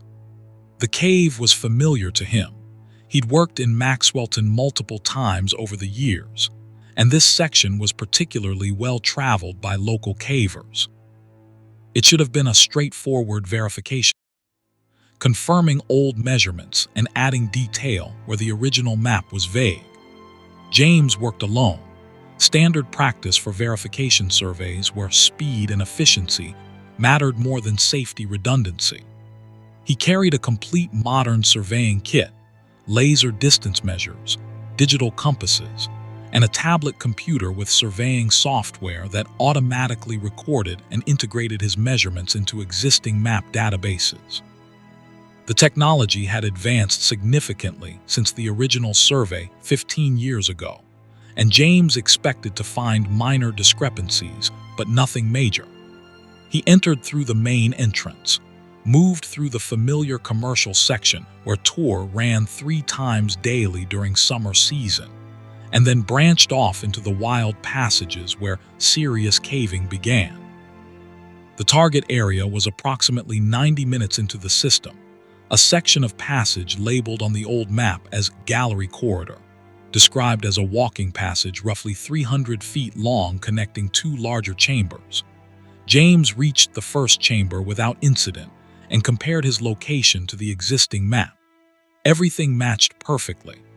The chamber dimensions were accurate to within inches, the passage configurations exactly as shown, the rock formations in their documented positions. The old mapper had done excellent work. James moved to the passage marked as Gallery Corridor and began his verification survey. The passage entrance matched the map, a roughly 8-foot tall by 6-foot wide opening in the chamber's west wall. James marked his first survey station, took his initial measurements, and entered Gallery Corridor. The passage was comfortable, the floor relatively flat, the walls showing attractive flowstone formations. James moved at a steady pace, setting survey stations every 50 feet, measuring distances and directions with his laser and compass, photographing distinctive features for the visual survey. At 150 feet, James paused to check his data. According to the old map, Gallery Corridor ran straight for 300 feet with minimal variation in direction or passage size. His measurements matched this description perfectly. The passage was boring in its consistency, which made for easy surveying but wasn't particularly interesting geologically. He continued forward, expecting to reach the second chamber in another 150 feet, 200 feet, 250 feet, 300 feet. James reached what should have been the end of Gallery Corridor. The point opened into the second chamber marked on the map as Boulder Hall. But instead of a chamber, he found only more passage, identical to what he'd been surveying, the same 8x6 dimensions, the same flowstone decorations, the same flat floor. Gallery Corridor wasn't ending, it was continuing. James checked his instruments, all functioning correctly.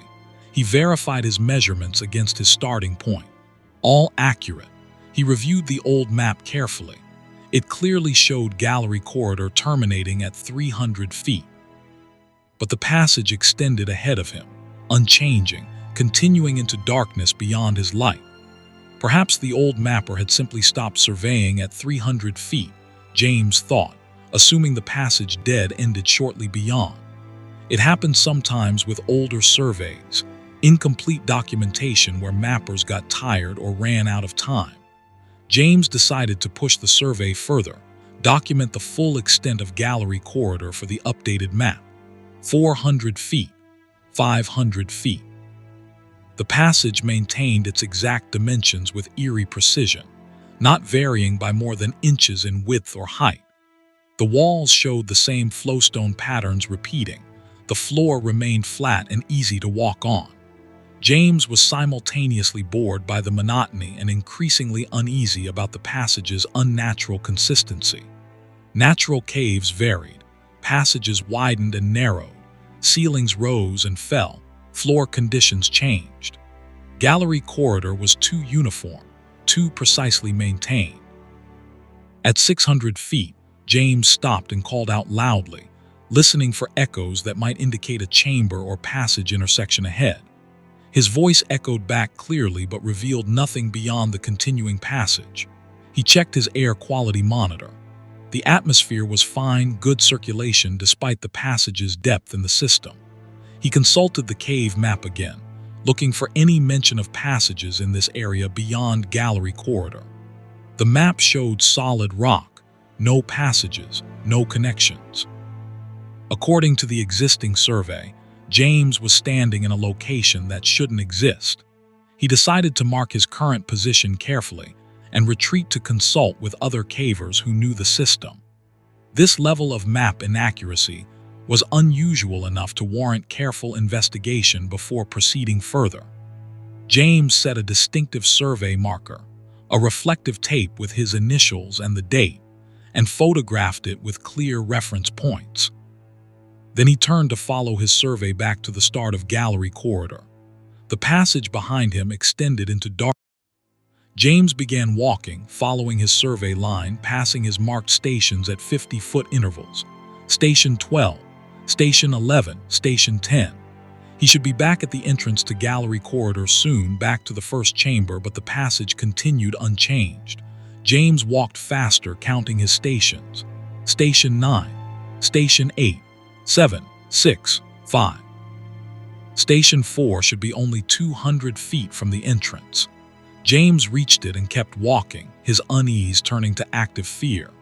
He should be seeing the chamber opening by now, should be able to hear the different echo quality of the larger space.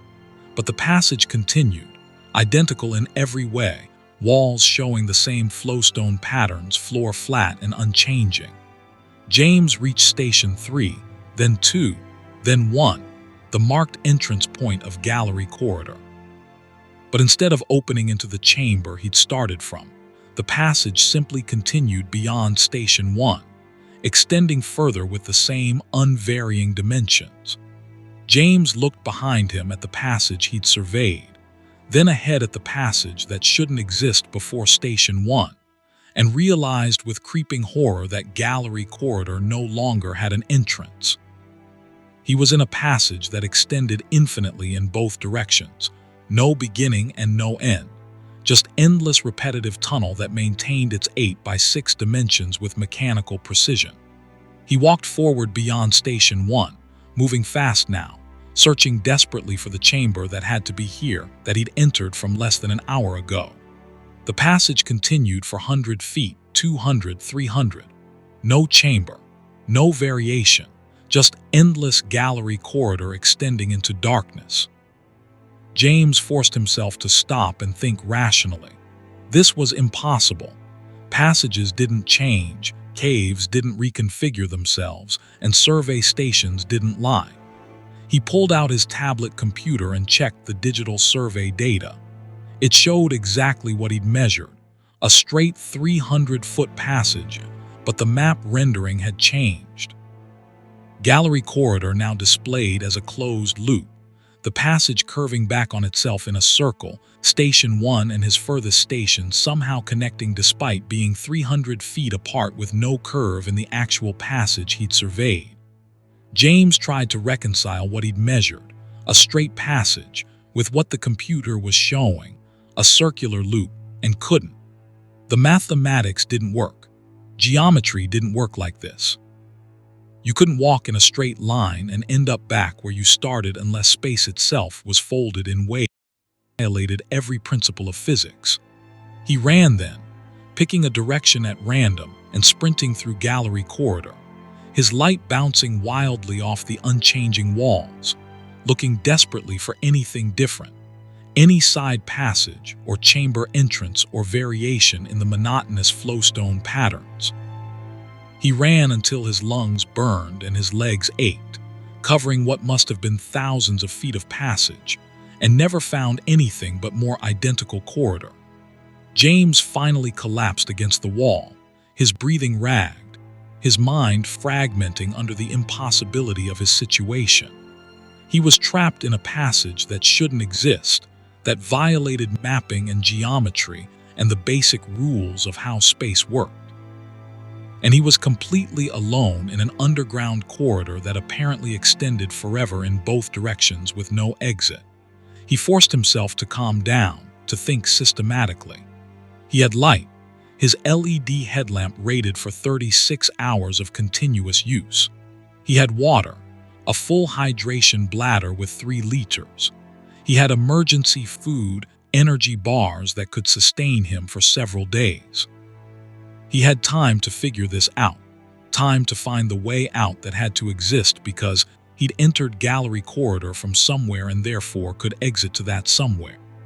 James began a careful, methodical search of the passage walls, looking for any crack or opening he'd missed, any subtle variation in the stone that might indicate a hidden passage.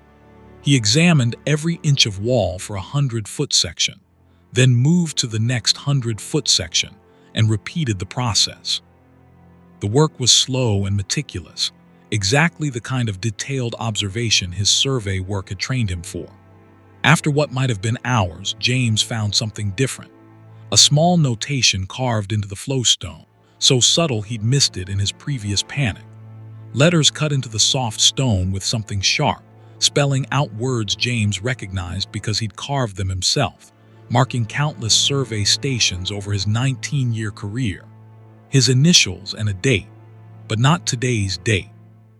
The carving read, JR 8/23/2023. James stared at the notation, his mind struggling to process what it meant.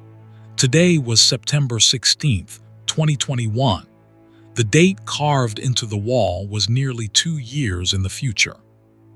Either someone was playing an elaborate hoax, knowing his carving style perfectly and predicting he'd be in this specific section of passage, or James was seeing evidence of himself having been here before, rather having been here in the future, trapped in gallery corridor for long enough that he'd carved markers and lost track of time. He searched more frantically now and found another notation. Same initials, different date, JR 11/04/2022. And another, JR 2/14/2024.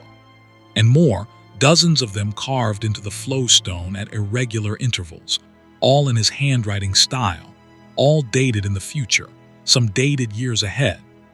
James was reading a history of his own future trapped in this impossible passage, seeing evidence that he would be here for years, carving desperate markers to track time as it became meaningless in the unchanging corridor.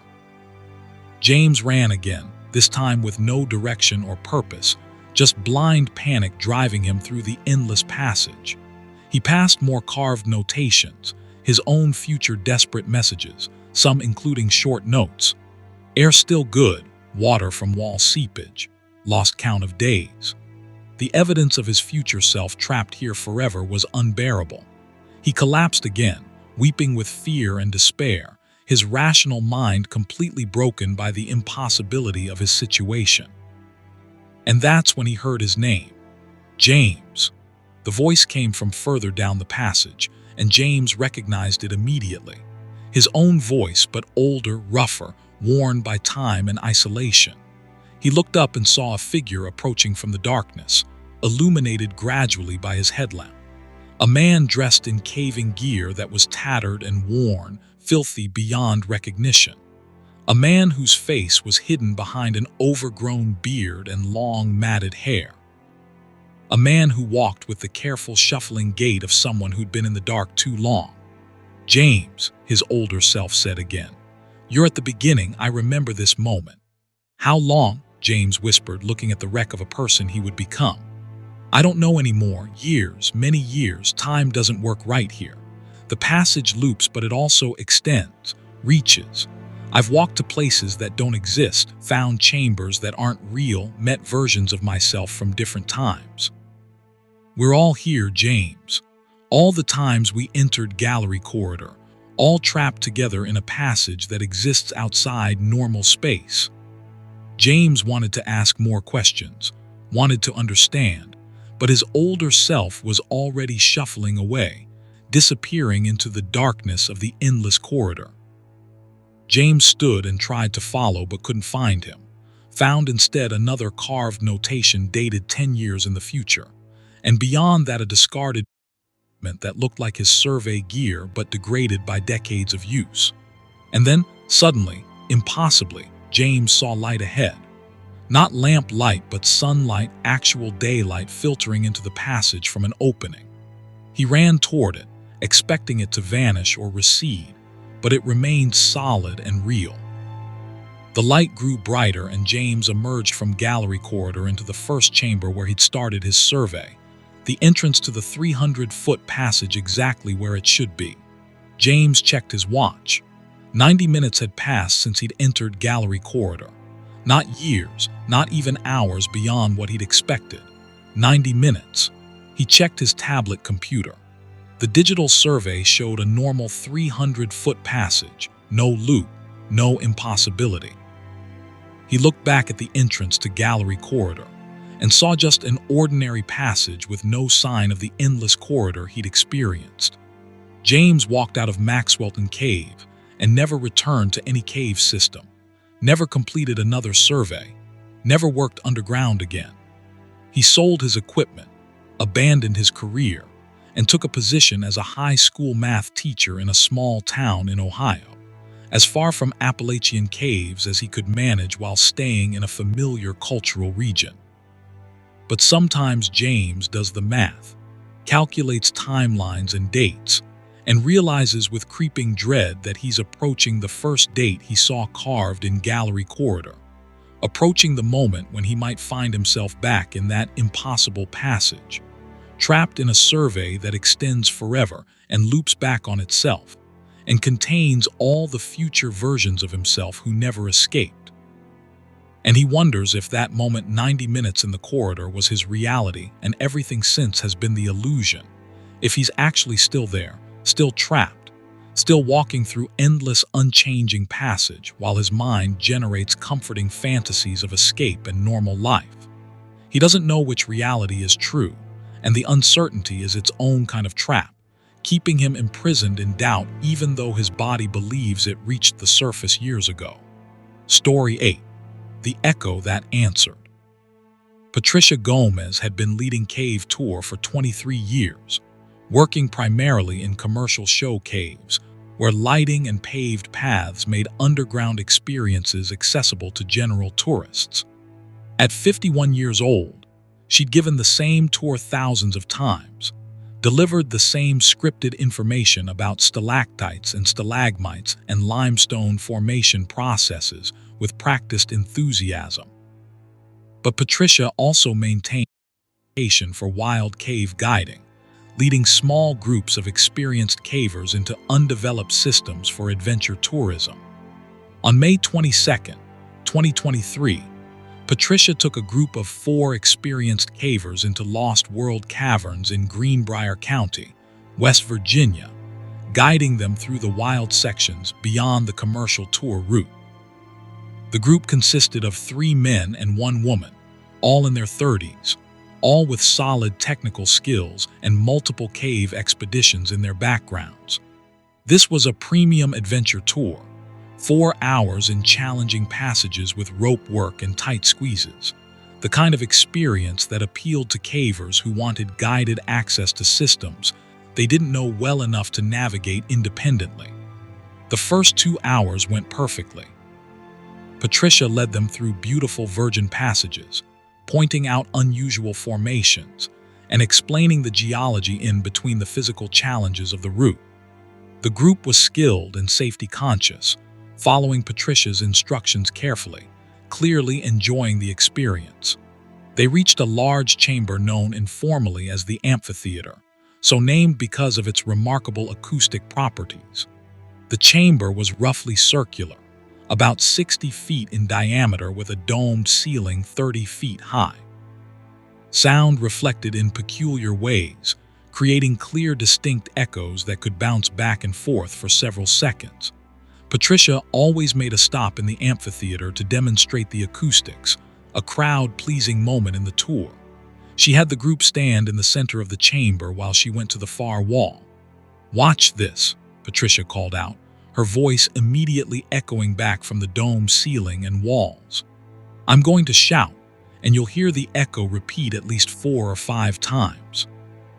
She took a deep breath and shouted "hello" at full volume.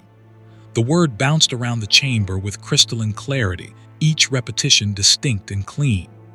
"Hello, hello, hello, hello, hello." The echoes faded gradually, the last one barely audible as it died away into silence. "That's amazing," said Marcus, one of the group members. "Can we try?" "Absolutely," Patricia replied. "Feel free to experiment. The acoustics in here are unique." The group members took turns shouting various words and phrases, laughing at how clearly the echoes returned. Patricia had seen this reaction hundreds of times, people delighted by the simple physics of sound reflecting off limestone.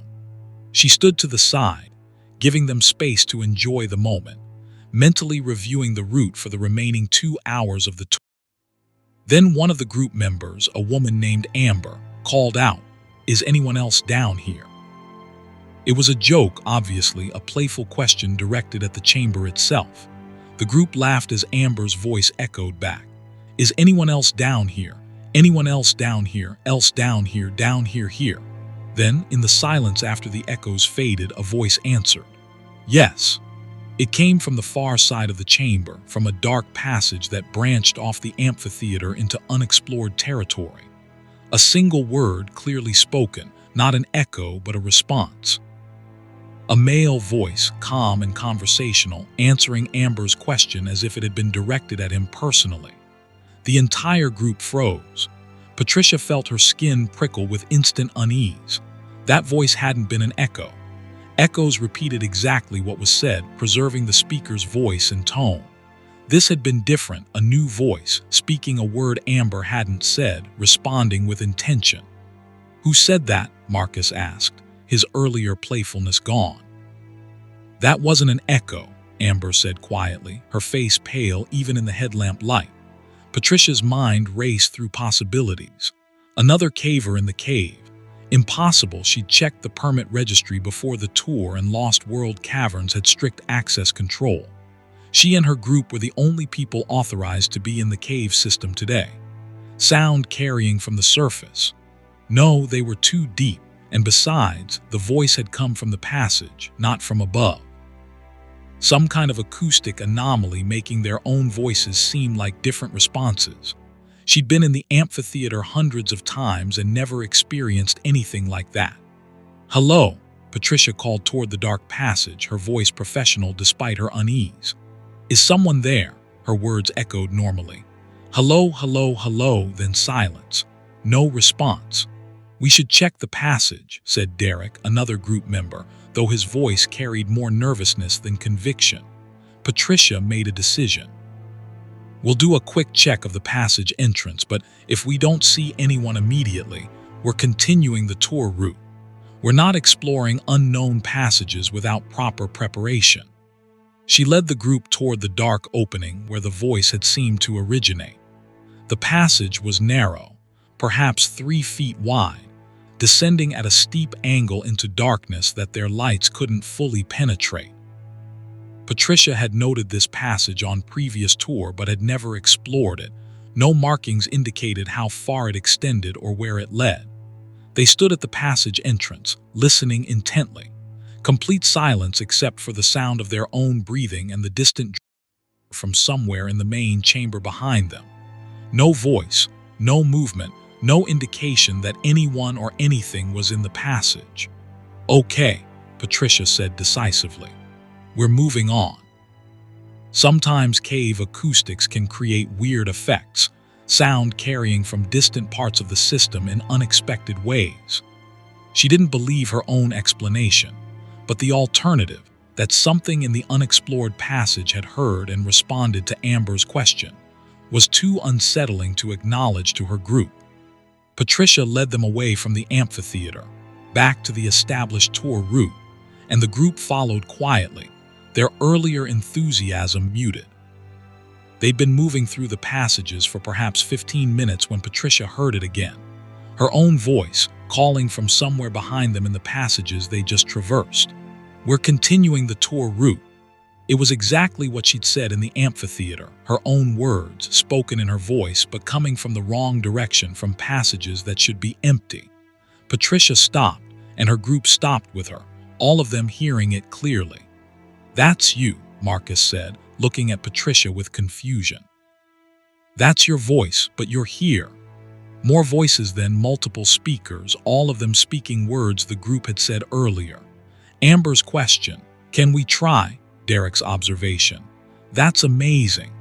The voices came from different locations in the cave system, echoing through passages behind them, ahead of them, from side passages they'd already explored.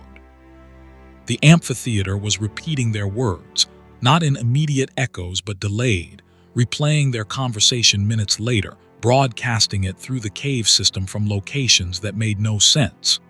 "We need to leave," Patricia said firmly, her professional calm finally cracking. "Right now, we're heading directly to the exit." She altered their route, abandoning the planned tour path in favor of the most direct exit sequence. The group followed without argument, their fear now matching Patricia's. But as they moved through the passages, the voices continued, always behind them or to the side, never visible but constantly present, speaking their own words back to them with disturbing accuracy. Then the responses began. After Amber's repeated question, "Is anyone else down here?" echoed from a side passage, the other voice answered again, "Yes, we're here, we've always been here." After Derek's "That's amazing," a different voice responded, "You're amazing, so warm, so alive." The voices were conversing with their echoes, responding to their recorded words as if engaging in dialogue, and the responses were growing more disturbing, more intimate, aware. Patricia and her group moved faster, no longer caring about safety protocols, driven by primal need to escape whatever was in the cave system with them.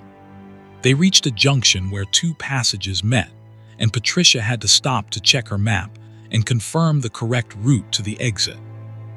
While she studied the map, the voices converged from multiple directions, all speaking at once, creating a cacophony of overlapping dialogue. But through the chaos, Patricia heard her own voice speaking words she'd never said. "Come deeper, show them the real chambers, lead them down." Her voice, unmistakably her tone and accent, but speaking words she hadn't said, suggesting actions she would never take. Something in the cave was no longer just replaying their voices. It was using them, creating new dialogue, putting words in their mouths that expressed intentions that weren't theirs. "That's not me," Patricia shouted, her professional composure completely shattered. "I didn't say that. We're going to the exit." She grabbed Amber's arm and pulled her down the correct passage, the rest of the group following close behind. The voices followed them. Dozens of them now, all speaking in the voices of the group members, having entire conversations that had never occurred, discussing plans to explore deeper, to separate from each other, to turn off lights and experience the absolute darkness, to do all the things that safety training said to never do underground. Patricia's voice, Derek's voice, Marcus's voice, Amber's voice, all speaking words they hadn't said, all encouraging dangerous actions, all trying to lead them away from the exit and deeper into the cave system. It was psychological warfare, an attack on their sense of self and reality, hearing their own voices suggesting things they would never suggest, their own speech patterns turned against them. The group ran through the final passage sequence, climbing over rock falls and wading through pools of water with desperate speed. The voices reached a crescendo behind them, dozens of instances of their 5 voices speaking simultaneously in impossible polyphonic chaos. And beneath it all, new voices were emerging, voices that didn't match any of them, older voices, different accents, speaking fragments of other conversations from other groups who'd stopped in the amphitheater and shouted into its perfect acoustics. Patricia realized with horror that the cave had been collecting voices for years, perhaps decades, recording every word, every caver and tour group, storing them somehow in its passages, and now playing them back in nightmarish combination, creating false dialogues and imagined conversations from the accumulated vocal library of everyone who'd ever been foolish enough to shout in the amphitheater. They burst out of Lost World caverns into afternoon sunlight with such force that 2 of the group members fell to their knees on the entrance pathway. Patricia did a head count, confirming all 5 of them had made it out, then physically blocked the entrance as if something might follow them from the darkness. The group sat in the parking lot for over an hour, too shaken to drive, while Patricia called her supervisor and explained what had happened. Her supervisor was skeptical, suggested audio hallucinations caused by stress or equipment malfunction, but agreed to temporarily close the wild cave sections until a safety review could be conducted. Patricia went back into Lost World caverns exactly once more, 3 days later, as part of a 6-person investigation team equipped with audio recording equipment. They reached the amphitheater and set up sensitive microphones to capture any anomalous sounds. The team stayed silent, speaking only in whispers, and conducted tests with calibrated speakers to evaluate the acoustic properties of the chamber. The recordings revealed nothing unusual. The amphitheater's echo characteristics were exactly as expected for a chamber of its size and shape. No voices emerged from the passages. No responses came to their test sounds. The cave was silent and normal and completely ordinary. The investigation team concluded that Patricia's group had experienced a combination of acoustic anomalies and group panic, a feedback loop of fear creating auditory illusions. But Patricia knows what she heard, knows the difference between echoes and responses, between acoustic effects and intelligent conversation.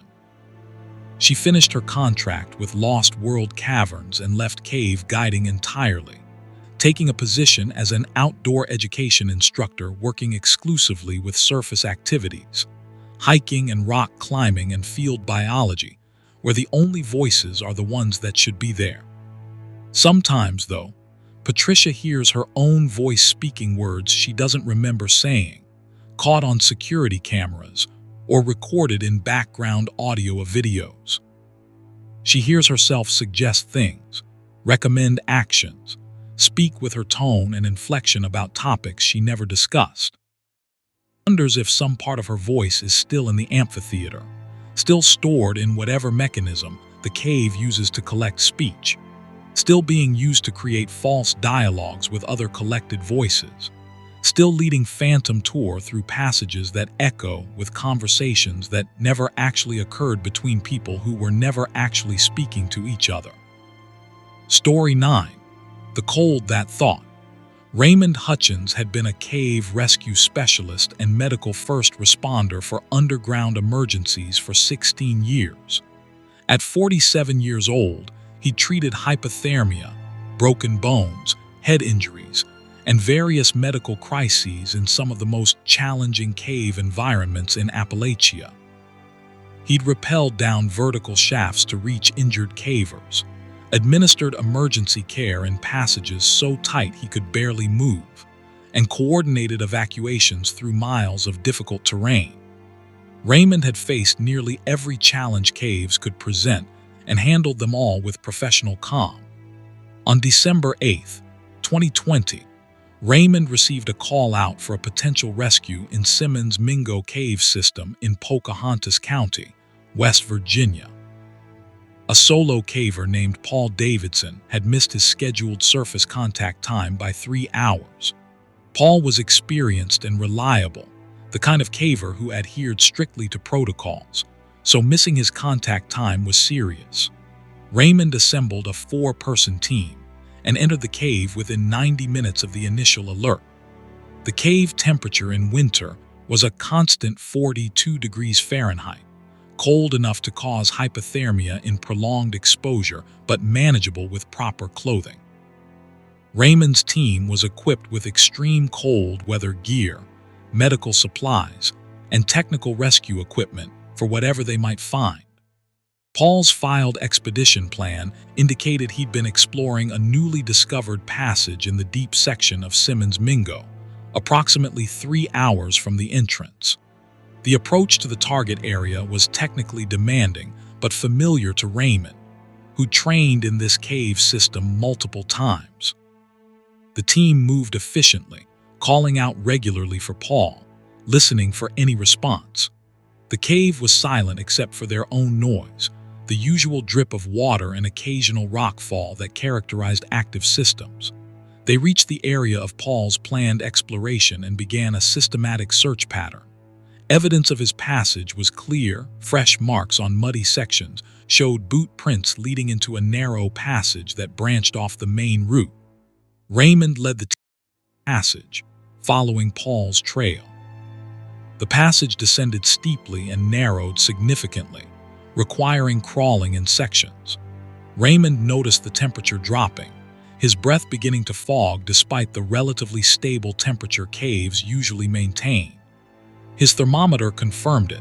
The temperature in this passage was 38 degrees, 4 degrees colder than the main cave. Unusual but not unprecedented. Sometimes isolated passages maintain different temperatures based on airflow patterns. They found Paul roughly 40 minutes into the narrow passage, in a small chamber barely large enough for 2 people. He was alive but unresponsive, curled in a fetal position with his arms wrapped around his chest, shivering violently.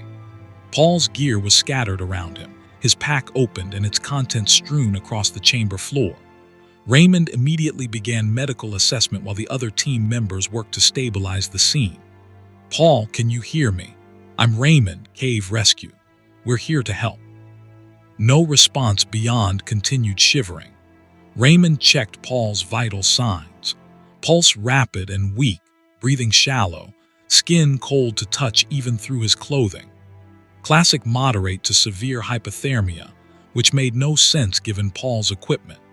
He was wearing appropriate cold weather caving gear, had emergency blankets in his scattered pack, and should have been able to maintain body temperature in a 42-degree environment.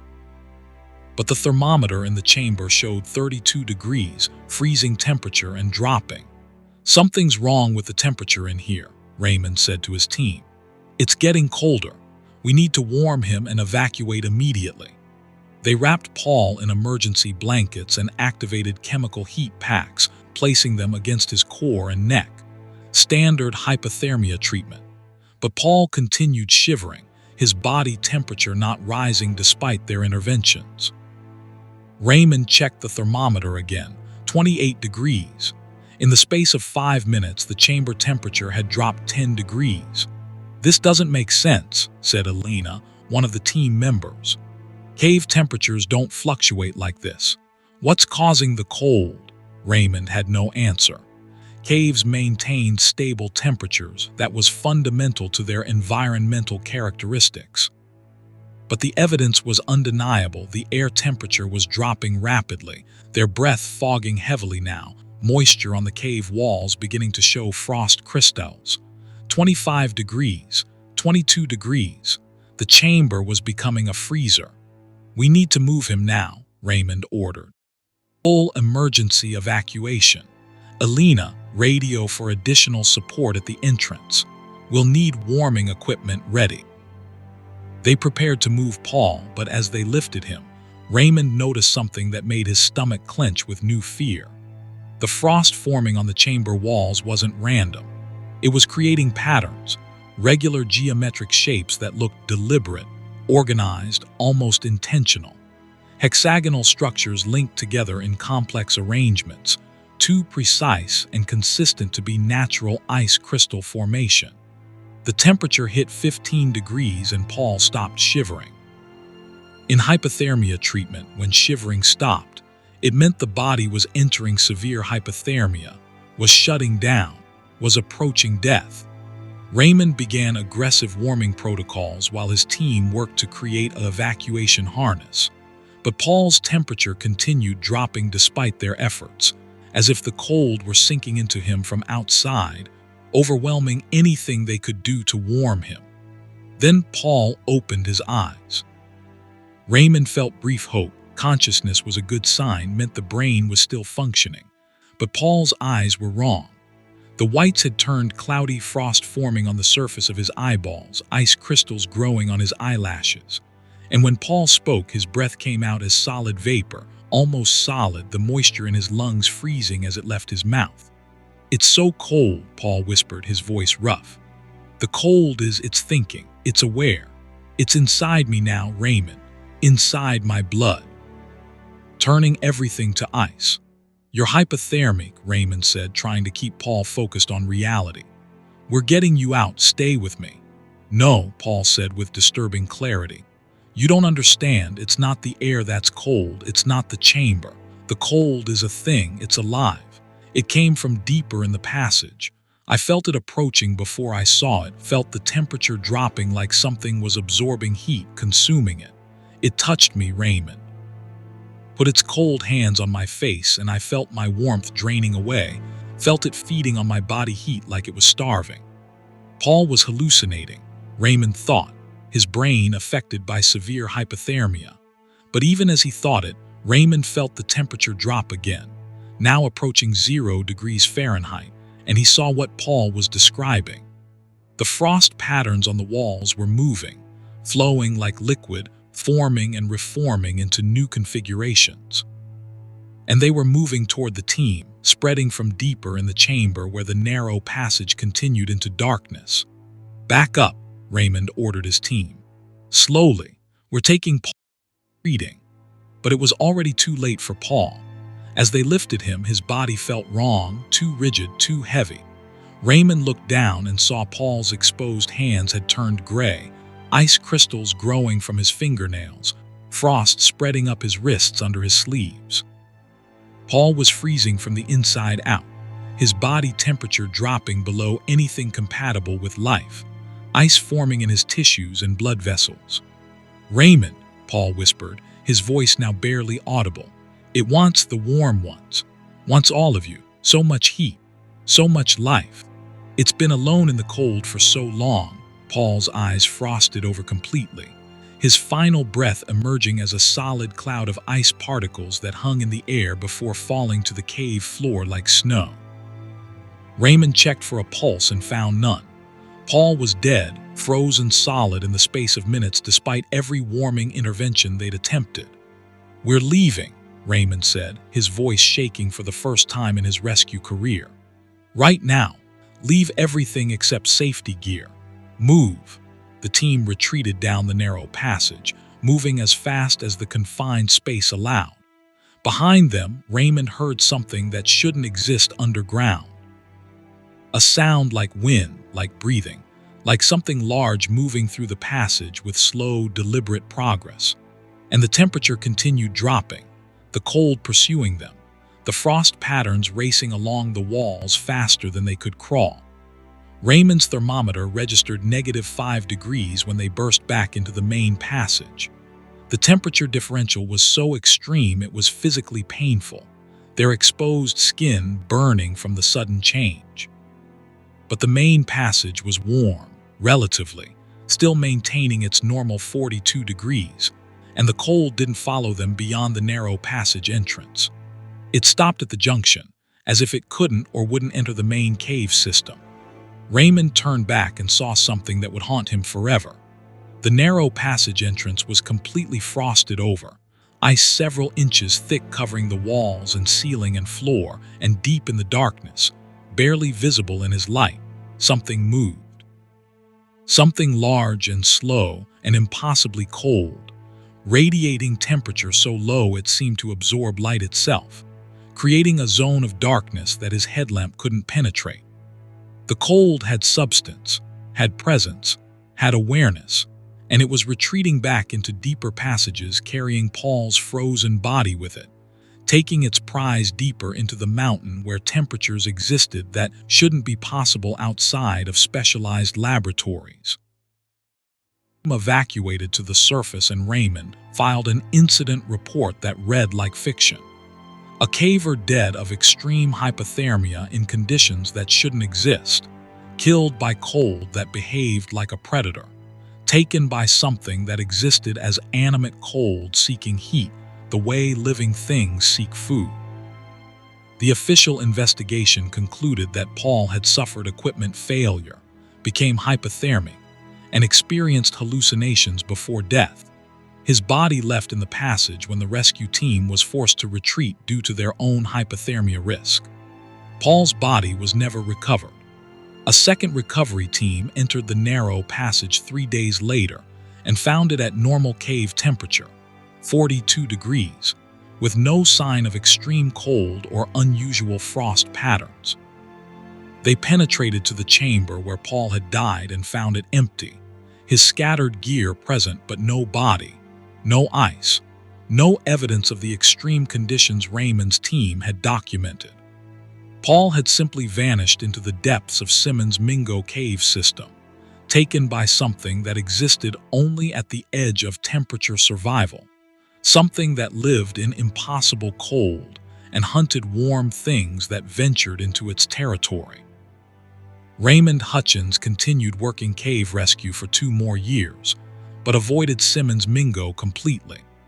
He trained other rescuers, coordinated operations, but increasingly found himself unable to enter deep cave passages, especially in winter, especially narrow, unexplored sections where temperatures might drop and something might be waiting in the cold darkness. He eventually left cave rescue entirely and moved to Florida, working as an EMT in the warmth and sunlight, as far from Appalachian caves and their impossible cold as he could manage. But sometimes, on the rare cold days Florida experiences, when temperatures drop below freezing and frost forms on grass and windows, Raymond sees patterns in the ice that look familiar, geometric arrangements that seem too precise to be random. And he wonders if the cold that thinks is really confined to one cave system, or if it moves through all cold places, traveling through winter itself, patient and aware, and eternally hungry for the warmth it can never possess, only consume and extinguish in passages where temperature becomes a predator and ice grows from the inside out until nothing warm remains. Story 10. The Exit THAT-MOVED. Christina Volkov had been a cave photographer for 14 years, specializing in the documentation of pristine cave formations for scientific and conservation purposes. At 38 years old, she'd photographed some of the most beautiful and remote caves in the Appalachian Range, her images appearing in scientific journals and conservation publications. Christina worked primarily alone, as photography required patience and specific lighting setups that were difficult to coordinate with groups. On July 29, 2022, she entered Greenville Saltpeter Cave in Monroe County, West Virginia, to photograph a newly discovered section containing rare halictite formations. The expedition plan was straightforward. 2 hours into the target chamber, several hours for photography work, 2 hours back out. Total trip time roughly 8 hours, well within her experience and equipment capabilities. Christina carried professional camera gear, multiple light sources, and a navigation system that included both traditional markers and GPS waypoint tracking, though GPS was unreliable underground and served mainly as a backup to standard caving navigation. The approach went perfectly. Christina moved through the familiar entrance sections, then into the newer passages where the halictite chamber was located.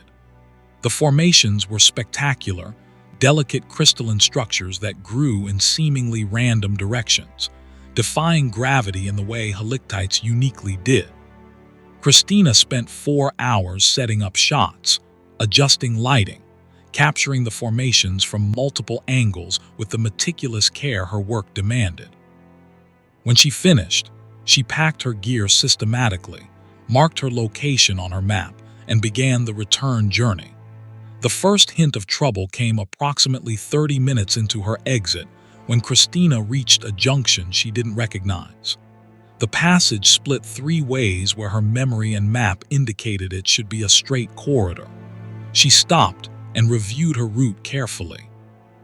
According to her map and marked trail, she should be in a passage called Long Gallery, a simple straight section with no junctions for at least 500 feet.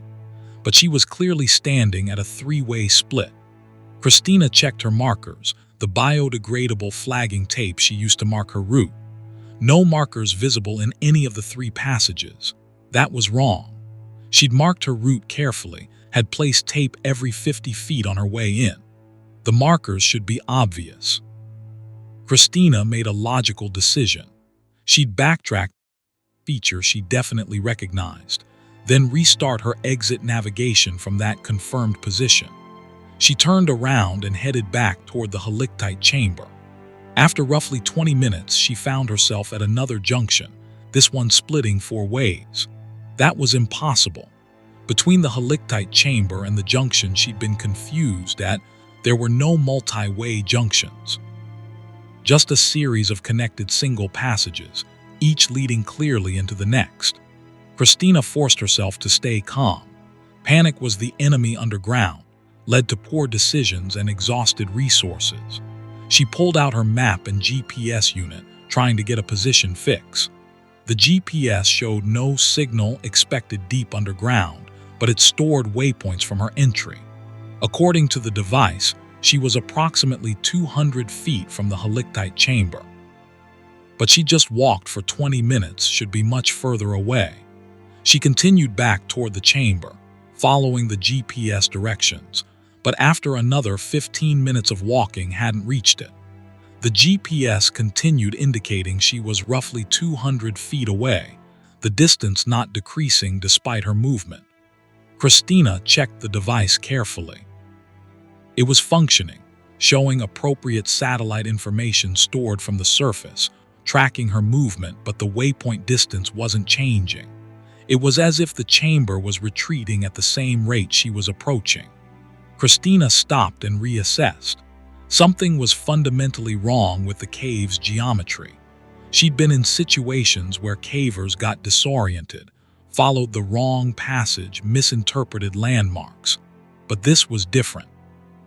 The cave itself seemed reconfigured, passages appearing where her map showed none, junctions that shouldn't exist, and distances that didn't correlate with her time and movement. She made a new decision. Forget the route she'd used to enter. Focus on finding any exit by following basic cave navigation principles. Water flows from high to low, so following water upstream would lead toward higher elevations and potentially toward surface openings. Air currents moved between entrances and deeper passages, so following fresh air could lead to openings. These were fundamental principles that worked regardless of whether you knew the specific cave system. Christina found a small stream and began following it against its flow, moving upstream. The passage was tight in places, requiring crawling through water, but she persisted. After roughly an hour, the stream simply ended, emerging from a crack in the rock too small to pass through. Dead end. Christina backtracked and tried following air currents, moving toward passages where she felt fresh air on her face. That led her to a large chamber that seemed to have no exits except the passage she'd entered through, despite definitely having air movement. She was trapped in a cave system that didn't follow logical rules, that was configured differently from her map, that seemed to resist her attempts to exit. Christina sat in the chamber and forced herself to think rationally. She had light for another 24 hours. She had water. She had emergency food. She had time to solve this problem. She pulled out her markers and began a systematic mapping of the passages she could access from her current position. Christina marked every junction, measured distances, drew a new map of the confusing passages around her. The work was slow and meticulous, but it gave her control, turned the chaos of the labyrinth into documented data she could analyze. After 2 hours of mapping, Christina had explored 12 different passages radiating from her current position. None of them led to recognizable cave features. None matched her entry route map. And most disturbingly, when she returned to passages she'd already mapped, they sometimes led to different destinations. A passage that ended in a small chamber the first time she explored it connected to a completely different chamber the second time she followed it. The cave was changing. Not physically, the rock wasn't moving, but somehow the topology was shifting. The connections between passages reconfiguring, space folding in ways that made consistent navigation impossible. Christina was trapped in a dynamic labyrinth, a cave system that refused to maintain stable geometry. She sat down and consciously fought panic. This was impossible, violated everything she knew about caves and geology and the nature of physical space. But the evidence was undeniable. She de-documented it, measured it, verified it multiple times. The cave was changing its configuration, possibly in response to her presence, possibly following some pattern she didn't understand, possibly completely random. It didn't matter. What mattered was finding a way out of a maze that rewrote itself. Christina remembered something from her photography work. Caves had biological features, unique characteristics that remained consistent even if passages shifted. Formation patterns, rock strata, mineral deposits, these things didn't move. They were fixed points in the shifting topology. If she could identify a distinctive formation near the exit and navigating similar features, she might find her way out even if the passages changed. She thought back to her entry route. Near the entrance, perhaps 20 minutes in, there had been a distinctive formation, a large flowstone cascade that looked like a frozen waterfall, roughly 15 feet tall, with unusual orange coloration from iron oxide. That formation would be unchanging. If she could find it, she'd be close to the exit. Christina began systematically exploring passages, not looking for navigation routes, but for formations that might indicate she was in the section of cave near the entrance. She found countless interesting formations, halictites, stalactites, soda straws, columns, but not the orange flowstone cascade. Hours passed. Her first set of batteries died and she switched to backup light sources. She was exhausted, her water supply low, her body aching from hours of continuous movement through tight passages. Then in a passage she was certain she hadn't explored before, Christina saw orange. She moved closer and felt hope surge through her exhaustion. The flowstone cascade, exactly as she remembered it, the distinctive formation that marked the section near the entrance. She was close. The exit had to be nearby. Christina followed the passages beyond the flowstone with renewed energy, recognizing more formations now, seeing features from her entry route. She was back in known cave, back in passages that matched her map. 20 minutes more and she'd be at the entrance, be free of the labyrinth that had trapped her for what she now realized had been almost 12 hours. She rounded a corner and saw the entrance ahead, the characteristic shape of the opening, daylight visible beyond. Christina ran the final distance and burst out into night, stars overhead, cool mountain air on her face. She made it. She was out. Christina sat at the entrance for several minutes, breathing heavily, overwhelmed with relief. Then she checked her watch and phone. The time showed 3:17 a.m. July 30th. She entered the cave at 9:00 a.m. July 29th, 18 hours underground. But it hadn't felt like 18 hours. It had felt like maybe 12 at most, possibly less. She'd lost time somewhere in the shifting passages, hours that had passed without her awareness, time that had gone missing in the cave that changed its shape. Christina hiked back to her vehicle, drove to her hotel, and collapsed into sleep. The next morning, she reviewed her photographs from the halictite chamber.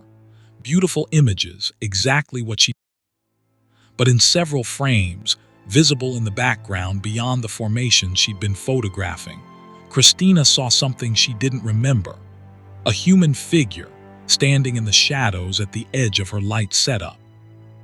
Just a silhouette, details obscured by distance and darkness, but definitely a person-shaped presence that had been in the chamber while she worked. Christina had been alone. She'd seen no one, heard no one, had been completely isolated in that chamber for the hours she spent photographing.